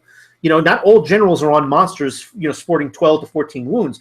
You have a situation here where you're, with all these other, elements, you're just removing key important models that could be important for the synergy of your army. And you're doing it at something out as well. Huh? Can I point something out as well? Yeah, absolutely. Nothing is stopping you from doing a bunch of min-size units of Zangor and every one of them firing off these 10 dice. That's right. Yes. Let me just point that out. Each one of these then becomes an 18-inch mortal wounds cannon, where let's say you have 10 dice. Let's say that you basically have done Zangor min-size, Pink Core min-size, and 6 heroes. Okay? So what this is going to do is that they will be this mobile turret of a bunch of 2-wound model units that this ability doesn't go away until you kill them to the man. Okay? And what ends up happening is that they just fire off these 10 dice. Every unit of these fire off 10 dice.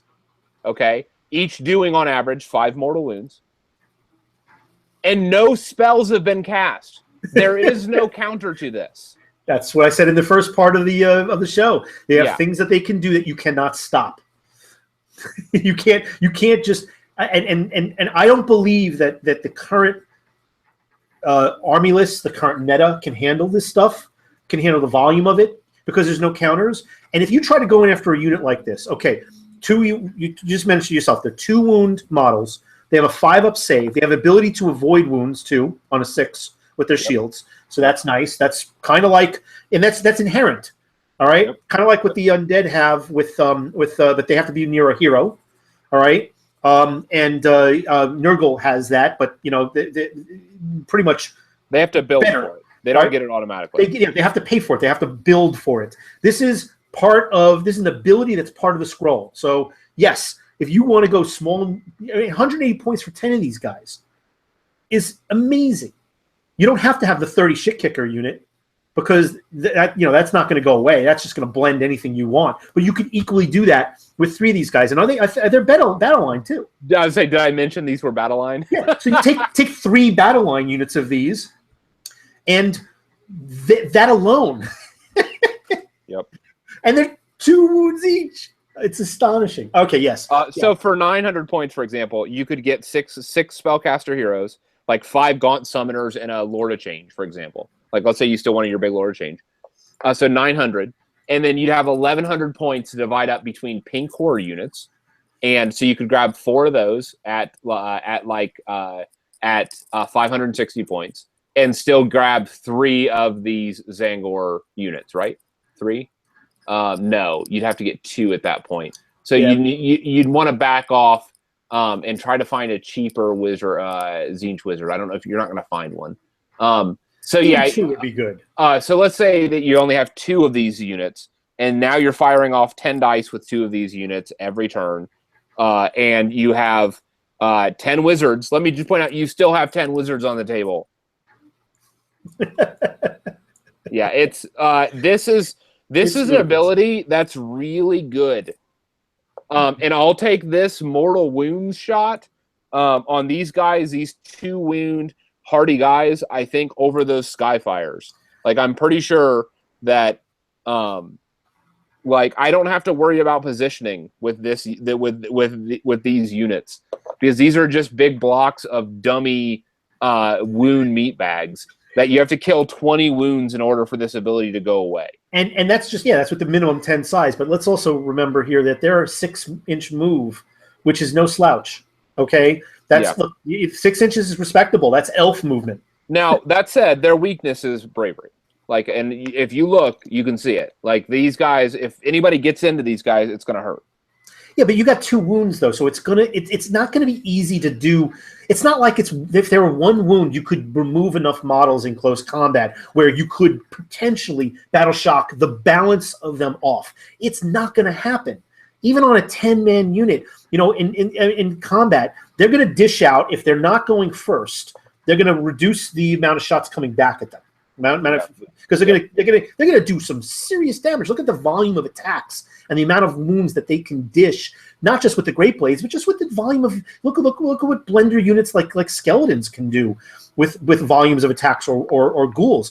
If you look at just the amount of getting 4 attacks each on these guys, or even 3 attacks, you're still going to be dropping wounds off of your opponent's unit in combat if they get to go first. If they don't get to go first, they're going to absorb plenty of damage. You got to get these guys below 9. All right. So starting out with 10 is a little criminal, but then you're looking at it from a different angle. They're still going to be respectable in combat, not great. They're not shit kicker level, but you want to take 20. That's going to eat up some of your points. But you take them at the minimum 2, they still could do some damage. Yep. Very effective damage, and they're fairly fast moving for infantry. So yeah, going this angle, this direction is completely viable. I love the idea that you can completely have just absolutely different lists here, and they're still absolutely crazy. I want to go move over to, unless you have one more unit to talk about. No, I just wanted to talk about the Zangor and how bonkers that ability is going to be. Like when somebody really utilizes that well, it's going to get ugly. Yeah. Well, I really think you have to use it well. This is not something you can alpha strike off. Okay, bring in your your Storm Fiends with their thing. Okay, what are you going to shoot? Because I can tell you, after you've popped, I'm going to delete your unit. Yeah. The choices in this army are all bad. I mean, all good, but what to shoot at, it's all bad. Like target priority for the enemy is just a mess. Much more eloquently put than I did. You just don't know what to shoot at first. Are you going to try and take down the wizards? And if you don't take down the wizards, and there's a mechanic with some of these wizards to deflect wounds onto units. Yep. All right, let's talk about some of the spells. Let's talk about unique spells or different spells, standout spells. Okay, so I've got two different spells. There's a demonic list, and I think this is the mortal list, if I'm correct. That's the mortal list. Yep. Okay, because we don't want to be here till like 5 a.m. Give me the one or two of these that you think are real standout and how they might synergize, or just they're effective just because. Yeah. So I'm going to choose. I'm going to choose a couple of them. I'm sorry. The Glimpse of Future. Hey, it's me and you on this show, of course. The Glimpse of Future is going to be like one of your staples, and it's going to be a cast of 7. Only one wizard's allowed to cast it per turn, and it gives you a Destiny die. You're going to have enough wizards to throw away a wizard cast to add a Destiny die, and this guy does it. This spell does it. It'll be a great add to your list.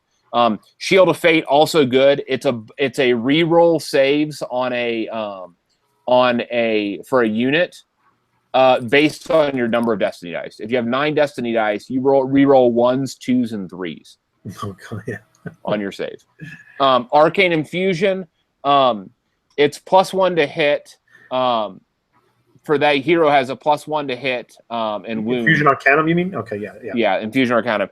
Your caster has +1 to hit and wound until the next hero phase. Really good, let me just say, with Archaon, for example, so that his ability is now triggering on a 5-up to auto instant kill. Yeah, any of those situations where it's like 6 or more or 4 or more, whatever, any of those things where it's the or more, they can be modifiable, that's when this stuff comes into play. That's why I just don't think these guys play tested this stuff to see just how crazy it can get. I really don't. And then finally, Treacherous Bond is the protection that everybody has always wanted. As a caster, you choose a unit, friendly allied unit within 18 inches. Until your next hero phase, every time your caster takes a wound, as long as the bonded unit's within 9 inches. So the bonded unit has to be within 9. But whenever they take a unsaved wound or a mortal wound, you roll a dice. On a 2-up, that unit takes that wound instead. Yeah, and I used to feel that the reason why, for instance, a Necromancer was worth the points is because of the 4-up that deferred the wounds to somebody else. And there's plenty of shenanigans I've already played because of their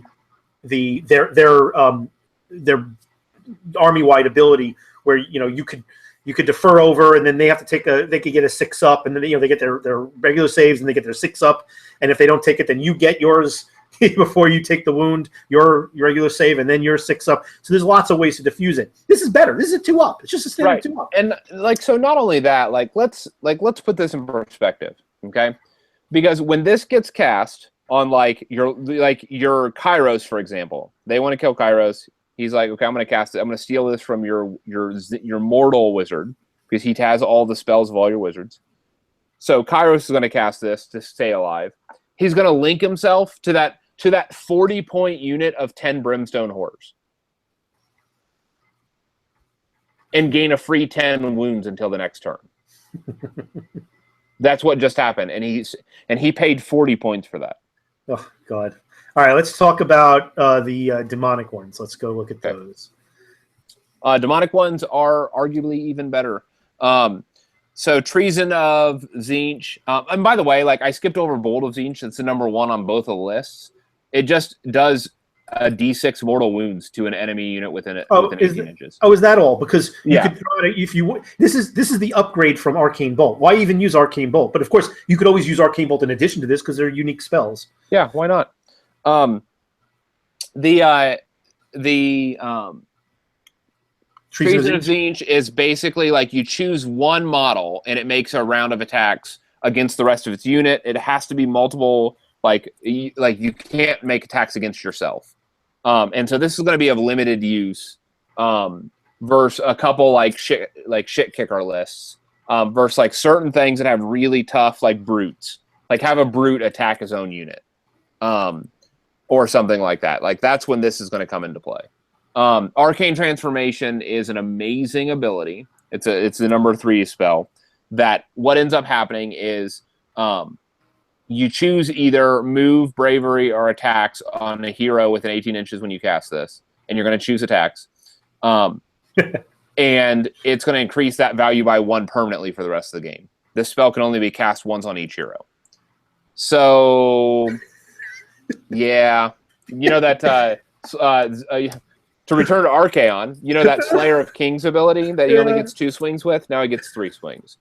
And it just this whole thing just keeps getting sillier and sillier. I'm trying to hold back cursing here because I'm sorry, he doesn't get 2 swings. He gets more than that with Slayer of Kings. But you get what I'm saying. He gets another swing to try to get that 6 up to auto kill.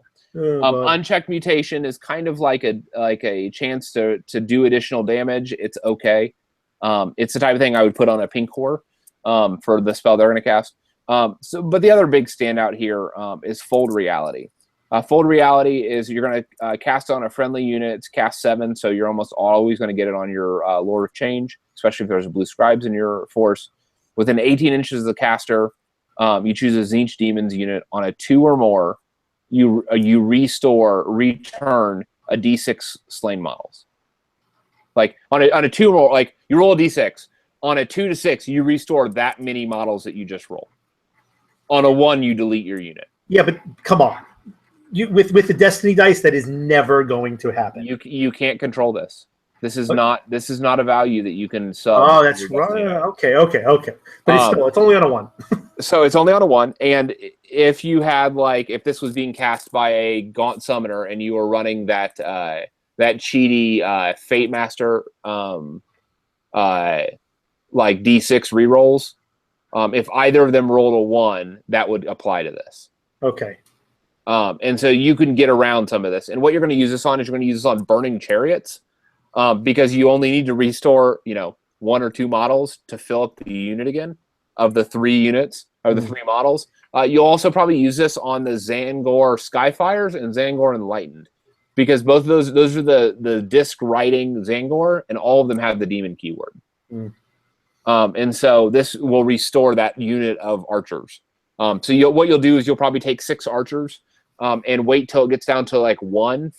You're going to run him away, and then you're going to cast this on him. If you lose him, it's going to be unfortunate. Otherwise, you're going to gain between 2 to 6 back and refill the unit. And then Tzeentch's Firestorm. This is actually a different spell effect than what's on the same name spell from the Herald on Burning Chariot. And you pick an enemy unit within 18 inches, roll 9 dice. For each 6, you're going to do a D3 mortal wounds. All right, let's take a look quickly at the command traits. These are what you can pick out. Yeah. Give me 1 from each. So for the first one, I am going to choose. Let's do Arcane Sacrifice. Arcane Sacrifice, you're going to do a D3 mortal wounds to a unit. This is going to be somebody that's going to be a mortal, not a mortal, a Arcanite, I believe. Yes, Tzeentch, yeah, Arcanite. You'll do a D3 mortal wounds to friendly unit, which, by the way, you're going to choose something that's refilling one of your horde units, or you're going to use something that you don't mind losing models of. Do D3 wounds to them, and then what's going to happen is it's going to let you re-roll failed casting rolls. So as if you're going to fail much, but you're going to fail. But in the event that you don't have blue scribes, for example, this is where this is going to come into play. But more importantly, it increases the range of all your spells by 9 inches. So you get the 27-inch arcane bolt, and ad nauseum. There's a bunch of just awesome spells that are all going super far range now. Okay, so let's go to the demons standout. The demons, incorporeal form is the standout here. Incorporeal form, you subtract 1 from the hit rolls in the combat phase. So you become a one of the different Nurgle benefits, or a Mongol for yourself, or yeah, it's just good. -1 to hit, swings Always good. incoming combat, reduces damage by 16%. No, let me change that. It reduces the number of hits by 16%. If they're only hitting on like a 5-up, it cuts damage in half. If they're hitting on a 4-up, it cuts damage by 1/3. If they're hitting on a 6-up, for example, like maybe they're already debuffed, it makes it so they can't hit you at all. So this is kind of a big deal. Yeah, and then you don't even need to use the math. Anytime you've gone up against a unit where you've had to subtract 1 to your hit rolls, and you see how it has an effect, even if you don't know the specific percentages and numbers, you know how bad it is. It's always a big deal. And then finally, there's some neat abilities on the mortals. I'm actually going to go to a generic one. I like Magical Supremacy. This is actually present on all 3 lists. And it just makes your unbind go out to 27 inches instead of 18. And so this goes back to the what I was talking about previously with like using the Lord of Change who steals spells if you unbind on a 9 or higher. And this gives you that extra extra reach.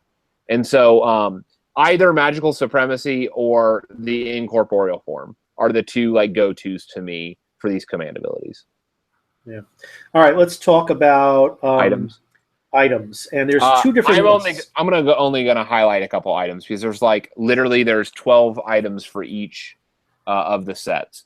On this list, I am going to highlight. And then they're specific to the type of army. Like this is Arcanite Hero. So this is the Arcanite list. There's a Mortal list and a Demon list. Yeah, I mean, some of these give some extra stuff. I'm actually not going to highlight any of those. Move to something else. All right. You don't like this for the Arcanite. Not list. The generic Arcanite Hero. Move over. Demon gifts. Demon gifts and powers. So Demon gift. The standout here is a Phantasmal Weapons. Phantasmal Weapons is going to increase your Ren by 1, so that so your good sword attack that you get 2 of base, you're going to get 3 because you're going to buff your Lord of Change with that hero spell to increase your attacks by 1. So you're going to get 3 attacks with your sword, and it hits on 2-up, 3-up, or something ridiculous. It'll be -3 Ren, 3 damage each hit.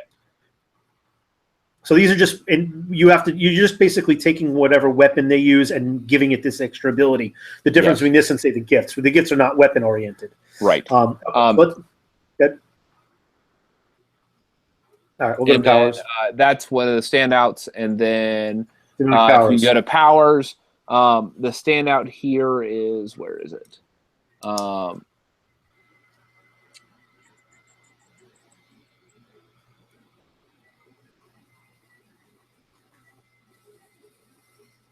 I'm thinking Aspect of Tzeentch. Yeah, Aspect of Tzeentch. There's a lot of other you ones. Spend a dice, roll a dice on a 6. You may immediately roll another dice. Yeah, this is and yes, this is the right answer. Aspect of Tzeentch. And you're going to put this on your Disc Lord that's staying out of the way, like your Zangor Shaman that's staying behind the other Zangor buffing. That's in general going to be out of combat. There's going to have a unit between him and the enemy. So this is just a passive ability to regen your dice on a 6-up. Yeah, that's the right roll for these Tzeentch Demon Heroes for the demonic powers. And then the last one. Let's see. I don't think I have the other one. Maybe that is all. I thought there was one. Yeah, there were 3. I didn't see a mortal one. Maybe. But then I missed quite a few of these in my haste. So. There's a ton of them. Yeah, you had another comment?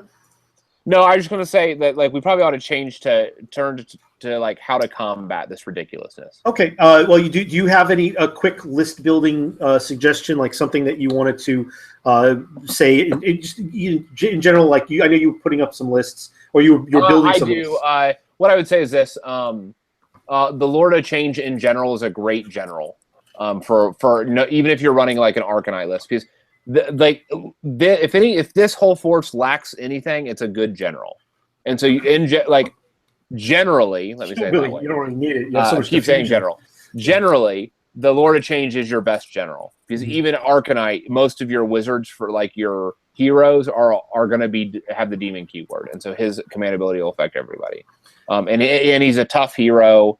So in general, that's who you're going to want to grab is your. Otherwise, you're going to have to get stuck with a 5 wound hero, and you don't really have a command ability. Like most of them don't.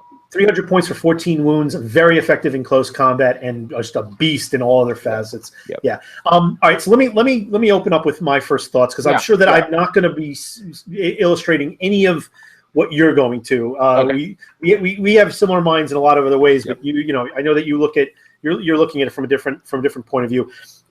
If I were to, we've covered just the amount of crazy mortal wounds you can dish out, the amount of movement that a lot of these units have, the staying power, the area of effect that you can impact the board, the ability to snipe off units and just obliterate units, shutting down your opponent's magic phase, literally just shutting it down. I would venture to guess that it's going to be just as common to have, extremely common to go up against a Tzeentch list well built in that regard and not get a spell off in 5 turns. I think it's entirely possible. I think it's going to be plenty common. But not just the ability to shut down your opponent, but also to completely own the phase. And when I think about that, I think of one army in particular that is, or one list type that in particular, because there's no really armies. There's grand alliances, and within them sub factions, and then you can mix and match. And I think of something that's going to include something Dwarven oriented, mainly because, and mind you, this is probably going to change dramatically, and I have a prediction, because they have units that have banners that on a blanket roll completely make you immune to the spell effect. And the generic banner for every Dwarven unit does that. So like this one is a 5-up. It's a 5-up. It doesn't affect you. On average, most Dwarven units have that. And that's huge, because there's so much artillery, not cannon fire, but spell fire and mortal wounds that are going to be thrown down your way. That's going to have an impact. Plus, in and of itself, dwarves don't have wizards. They may bring others if it's a Grand Alliance mix, but their army in and of itself is not a wizard-based army.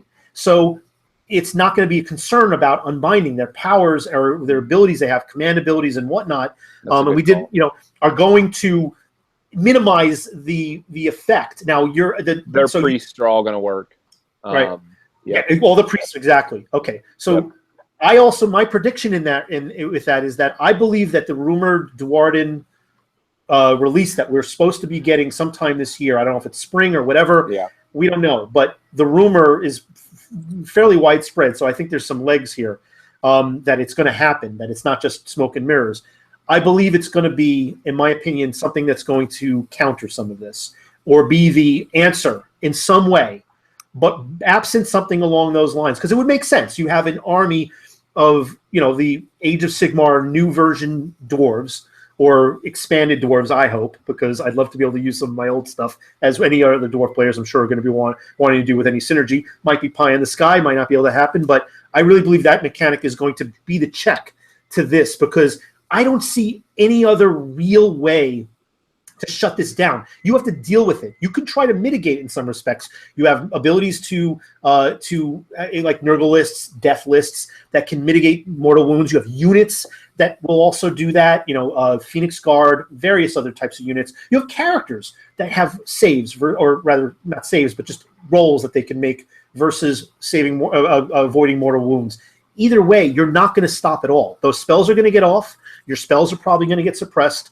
You're going to be having to deal with incredible volumes of, if not attacks, mortal wounds, or combinations of both, and they're going to move very quickly. Even their slowest units are fast-moving units. We've always known that Tzeentch was an extremely speedy army, and now it is even more so with some of the things that we've seen. So I don't think that the current meta is really equipped to see this, and I actually don't believe, this is just my feeling, I've said it a couple of times, I don't believe it was really pushed to the limit to see how broken it can become, unless maybe there's things coming down the road that are meant to specifically put this one in check, be the rock, paper, scissors version of that. So there's mine.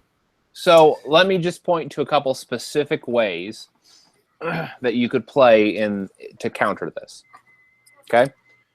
And I think Order is set up to deal with this the best out of all of the forces.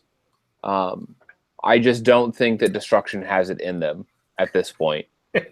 Why? So let's first say why. They just don't have the tools. They don't have the dispelling tools. They don't have the negating tools.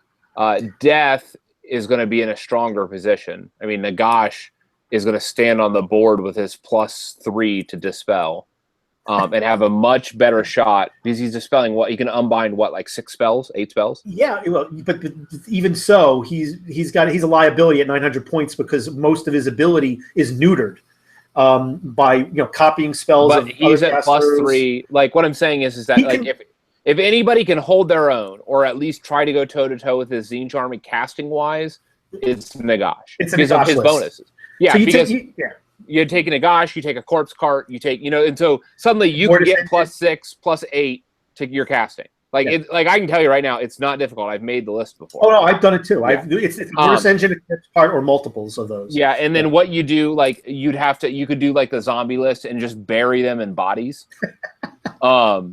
And so there might be there might be options is what I would say. That said, and you have the ward save, the army-wide 6-up ward save. And so Death might have some tools that would be helpful in combating this. Still at a disadvantage. They're still at a disadvantage.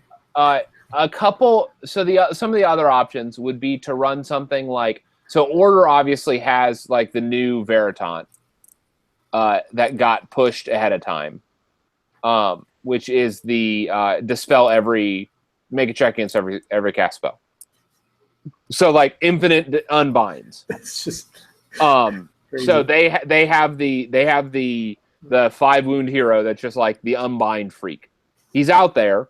You can do that. And let me just say, woe the Tzeentch unit, the Tzeentch army that decides to set up a unit near a gun line with Gryph-hounds. Because all of those moving teleport shenanigans were setting up units. And so the Free People's Gryph-hound list, shooting list, will literally, like, if something's set up within 12 inches at Gryph-hound, they'll roll some dice and just blow that thing off the table. Off turn, because they do it immediately. Yeah. So you're talking about like the Empire artillery gun, Bretonian archers, extravaganza, and just some Gryph-hounds. And what the best part about that is that one is what its weakness is? Physical combat. You know what these Tzeentch heavy blue Horlists don't have a lot of? Physical combat. Well, yeah. And so you can stand off and just shoot the crap out of them. Well, the Arcanite list, not that. But even Arcanite list isn't as strong as the artillery lists, from range. Well, they will get shot. They have to come to you. Like you're going to shoot them off the table. And guess what? When you start shooting those Zangor, they're going to battle shock. So there are a couple harder counters, not like true hard counters, but that are going to weaken them. That's a very extreme rock to yes. Yeah. But what I'm saying is, it's not going to work in any of those situations. Right. But when you get this, that'll dominate the meta. Some people were going to play the meta and particularly field the things that are going to counter the thing you're going to see the most of. That's just normal meta. That's one reason why, by the way, Destruction didn't have a good showing at the Grand Tournament this last weekend. It's because everybody knows the Grot Beast Claw mix and have come prepared to deal with it. Well, I don't remember I know that it won Heat. Was it Heat 2 or the second stage? There was one guy who did very well. No. It wasn't a Grot combo. No, what I'm saying though is that of the top 10, they said only one Destruction list got in the top 10. Okay. So 6 of them were Order, 1 was Chaos, 2 were Death, and I think both of those Death were Tomb Kings. Yeah. Well, and then a month or 2 from now, once these new Tzeentch stuff gets painted up, I bet you if they redid that, it would be completely different. Oh, I agree. And so so the alternative, what I would be like say, is maybe you should ride the lightning. Like maybe you should. And what I mean by that is maybe you should embrace the Tzeentchiness as the way to counter it. And I'm not saying make a Tzeentch army, even though you could do that, and then it's just a bunch of people staring at each other, not rolling any dice, and using all these destiny dice against each other. That's not what I'm talking about. There's a unit out there that hungers for this type of play. You know what that unit is? It's the Phoenix. Ah, okay. Every time a spell is cast within 12 inches of a Phoenix, you roll a dice. On a 2-up, they gain +1 to their save. That goes on ad infinitum. That will continue on forever. Every time you cast a spell, they can increase their save by +1. So you can have a flight of 4 Phoenix that are immune, or that are 2-up perpetually, basically immune to rend against the Tzeentch army. And they will chop their way through the Tzeentch army, debuffing it the whole way. Nice. Okay. On a 4-up save versus mortal wounds. So I really think how many wounds does a Phoenix have again? 12. What is it? 12? Yeah. Yeah. Not bad. And so like I think like that may be the alternative, is that you just ride the magic of the High Elves. The Phoenix Temple is the answer. We just need the expansion. But the Phoenix Temple, we're talking about maximizing Phoenix. Yeah, like going up on your Phoenix. All Phoenix all the time. Yeah. And then just let them cast as many spells as they want. Come on, Tzeentch. And you know what? Mix in some artillery for fun and some Griffhounds.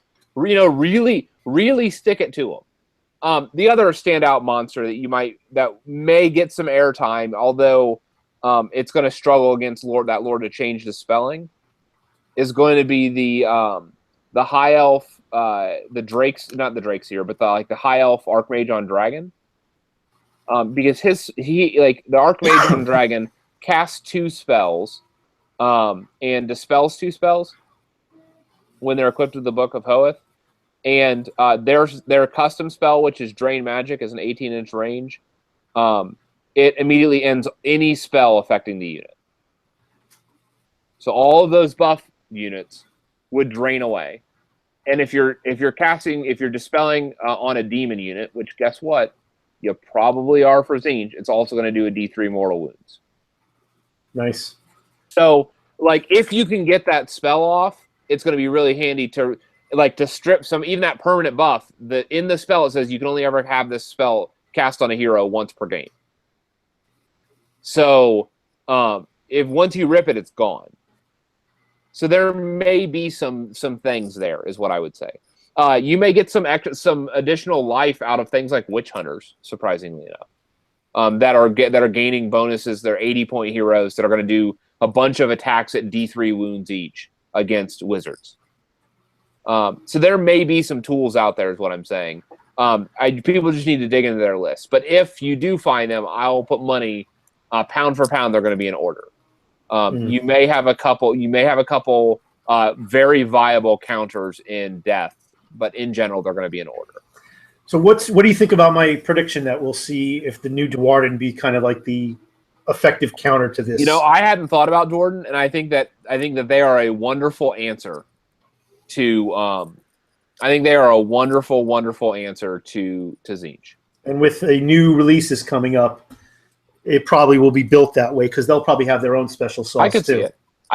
Yeah, I hope because this I think Tzeentch in over the next 6 months, especially, depending on what is released, is going to have a huge impact on the meta. And we're already seeing that the next really big releases after Tzeentch is going to be more Stormcast. Yeah. So yeah, we don't know when anything new that's going to completely change the mix with their own new mechanics and no new own whatever that might be. Yeah, and let me just point out, even the Duarden, their Rune Lords are adding +2 to their unbinding rolls. So if anybody has a chance of doing well in taking a bite out of out of those casters, it's probably going to be the Duarden. you're gonna take you have to take a bunch of those rune lords, runesmiths, because you're gonna lose them. Yeah, but that wouldn't hurt my feelings because each one's gonna give increased Ren by 1. Right, I'm just saying that you better take like 3 or 4 of those friggin' runesmiths because they're gonna die. I mean, yeah, they're only 5 wounds. Like assuming that you have the whatever it's called, the anvil. The anvil. You would probably take that, and you're gonna combine 2 with Thoric. Mm-hmm. It's not a great range though. I think it's like 24 inches. No, I mean all of them are. All of the unbinds are 18 inches. Oh, they are 18. Well, they're even worse. Yeah. So they're all unbinds are always 18 inches. It's not going to be. Well, the reason why I'm saying that is that Tzeentch can reach out and touch with their spells because of their advanced range further than your. No. Most don't have advanced casting range. Remember that. You have to sacrifice models in order to get that extra 9 inches. Yeah, but when you're talking about models that can recover so easily, it's not that big of a deal. Right, but your general has to be an Arcanite. That was the point, though. Oh yeah, okay. And you're normally probably going to run a demon, right? As your general, and you're probably going to be -1 to hit in melee. Is what most people are going to take. Maybe the 27-inch. I would take the 27-inch to spell most of the time, but some people might take the other one. So I don't know. We'll see. I have a good feel. Like I have a good feeling about some of the counters that are out there that haven't been discovered yet. Like again, like you're looking at dwarves. Go ahead. We haven't played it. We haven't played this yet. We've only seen a segment of it in at Warhammer Live. We haven't. I haven't. Right. I'm not building a Tzeentch army. So how about this? But I want to know how to fight it. That's why I buy these books. Yeah. Your Duerden are probably the answer. How about this?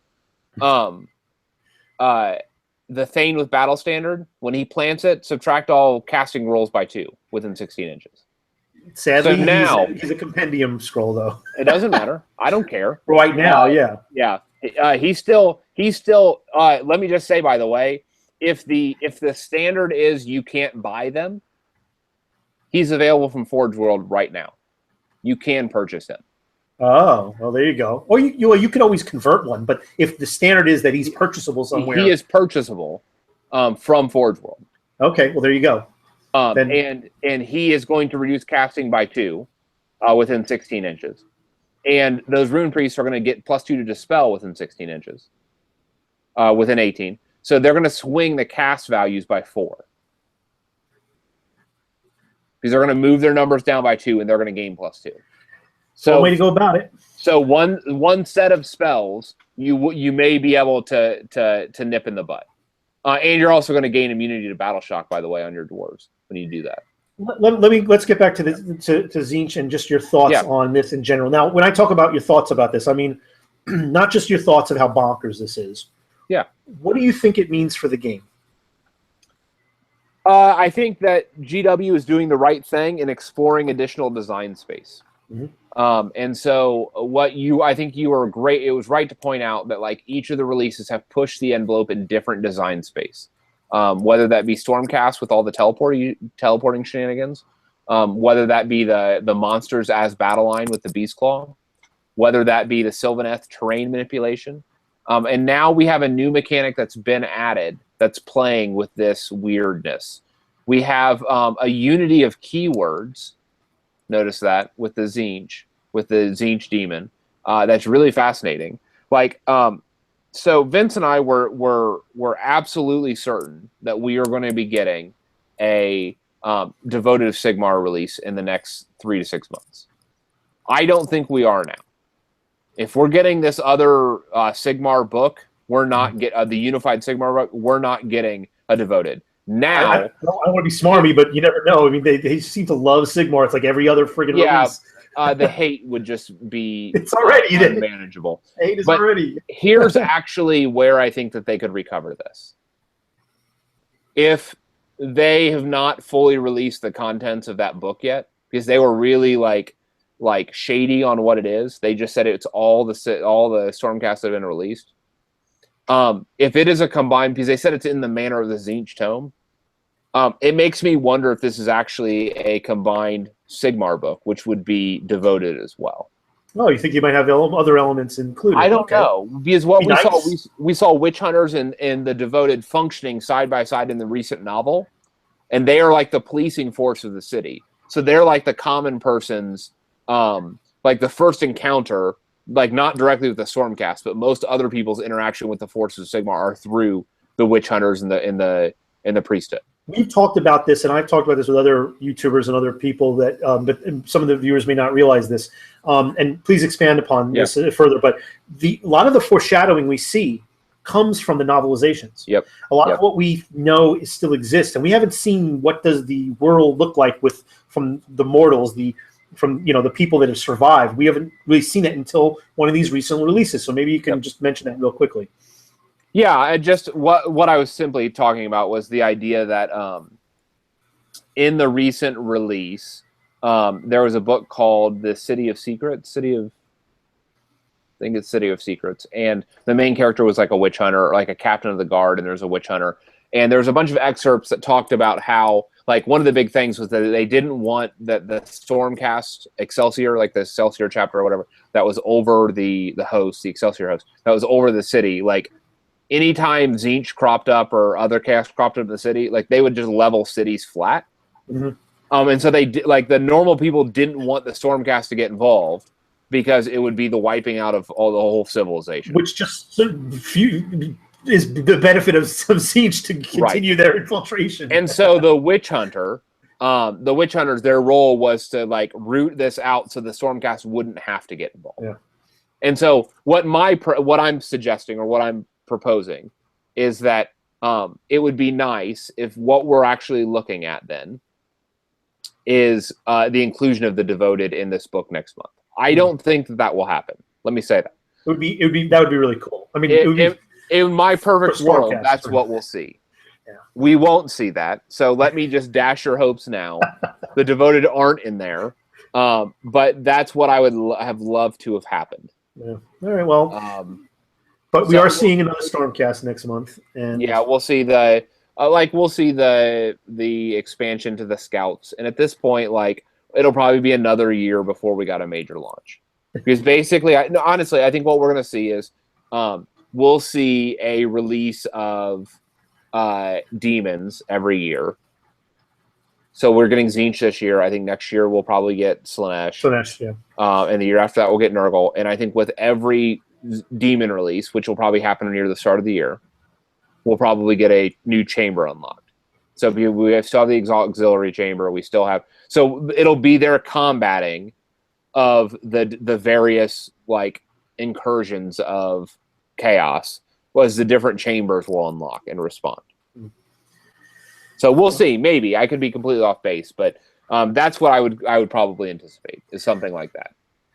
So as far as organized events, as far as competitive play, match play, and look, open play, it does open up more capabilities to handle this. But when you're having a finite number of points and you're building for a competitive environment, you should expect to see these guys on the table. So anybody who's watching, I'm sure that if they're not interested already and sold to go in and buy a Tzeentch Force, they definitely need to be prepared for it, because that's the end result here. That's kind of the punctuation mark, the exclamation point here, because it is a big change. I think it's more of a change than we've seen with any of these other new mechanics, new themes, because I think it's so dominant and it has such an effect that you can't stop it. You can't impact it. I joked around, but when I said this earlier, but I really meant it. In any other game, what that Tzeentch Force is doing would be called cheating. This is not just changing one die. Like, again, it's kind of like the Celestin Prime. You change one die once per turn. Guess what? They're going to be doing that. They're going to be doing it multiple times per turn. Yes. Because even if you never get another die, with 9 dice, you have enough to do 1 or 2 every turn. And those 1 or 2 could be very pivotal. Yep. So when you consider the fact that you're getting added dice in many facets, you could have 3, maybe even 4 dice that you can just decide to be in your favor, what you want it to be. That could be crippling. It could be absolutely crippling. And so, I don't know what was going through the design guys' heads. I love what they're doing. I just think they may have done it a little too much and didn't play it. Didn't really put it on the table and play it. I don't think it's that bad. Let me just say it. I don't think it's that bad. I think that it's strong. I think it's competitive. I don't think that it's broken. I think that like what will happen is that the meta will learn new ways to respond.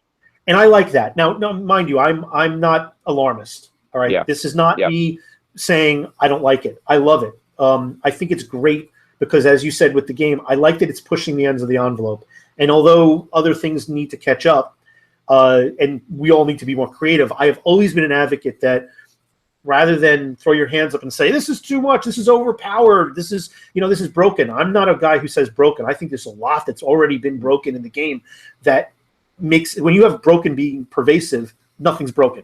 All right. There's enough out there that's so supremely powerful or so crazy powerful that it becomes more common. And this is the kind of thing that kind of just pushes the the ball forward, and kind of really needs to advance the game. It just, let me tell you, if you're going to play this army though, you better be a thinker. It's not going to be an easy thing. There's some armies that you can really, your synergies, whatever. It could be just returning models. Oh, I'm planting trees and I know when I'm near that, I'm there. Oh, I got a lot of wounds and it's hard to take my models off because they're big behemoths. It can be easy to play those armies. This is a thinker army. This is an army where you got to think about. It's somebody who wants to use some real thought in their strategy is going to maximize this to a seriously high standard. So it's going to reward those types of players, and they're going to be very successful in the competitive play environment. Fully agree. All right. Any last words, Tom? Get out there and play with the toys. Figure it out. I mean, I think that you're going to be surprised at how powerful it is, and I think that there's going to be some surprising weaknesses that people don't anticipate. Great. Tom, just last thing. Again, check out Warhammer Weekly this Wednesday for an added treat. Rob from Warhammer Live is going to be on, and I'm sure you guys will be talking a lot about Tzeentch as well. I don't know if we're going to see Andy and Remy's show this week. I think they're on alternate weeks now. So you guys are it this week. And thanks for tuning in, everybody, and have a great day.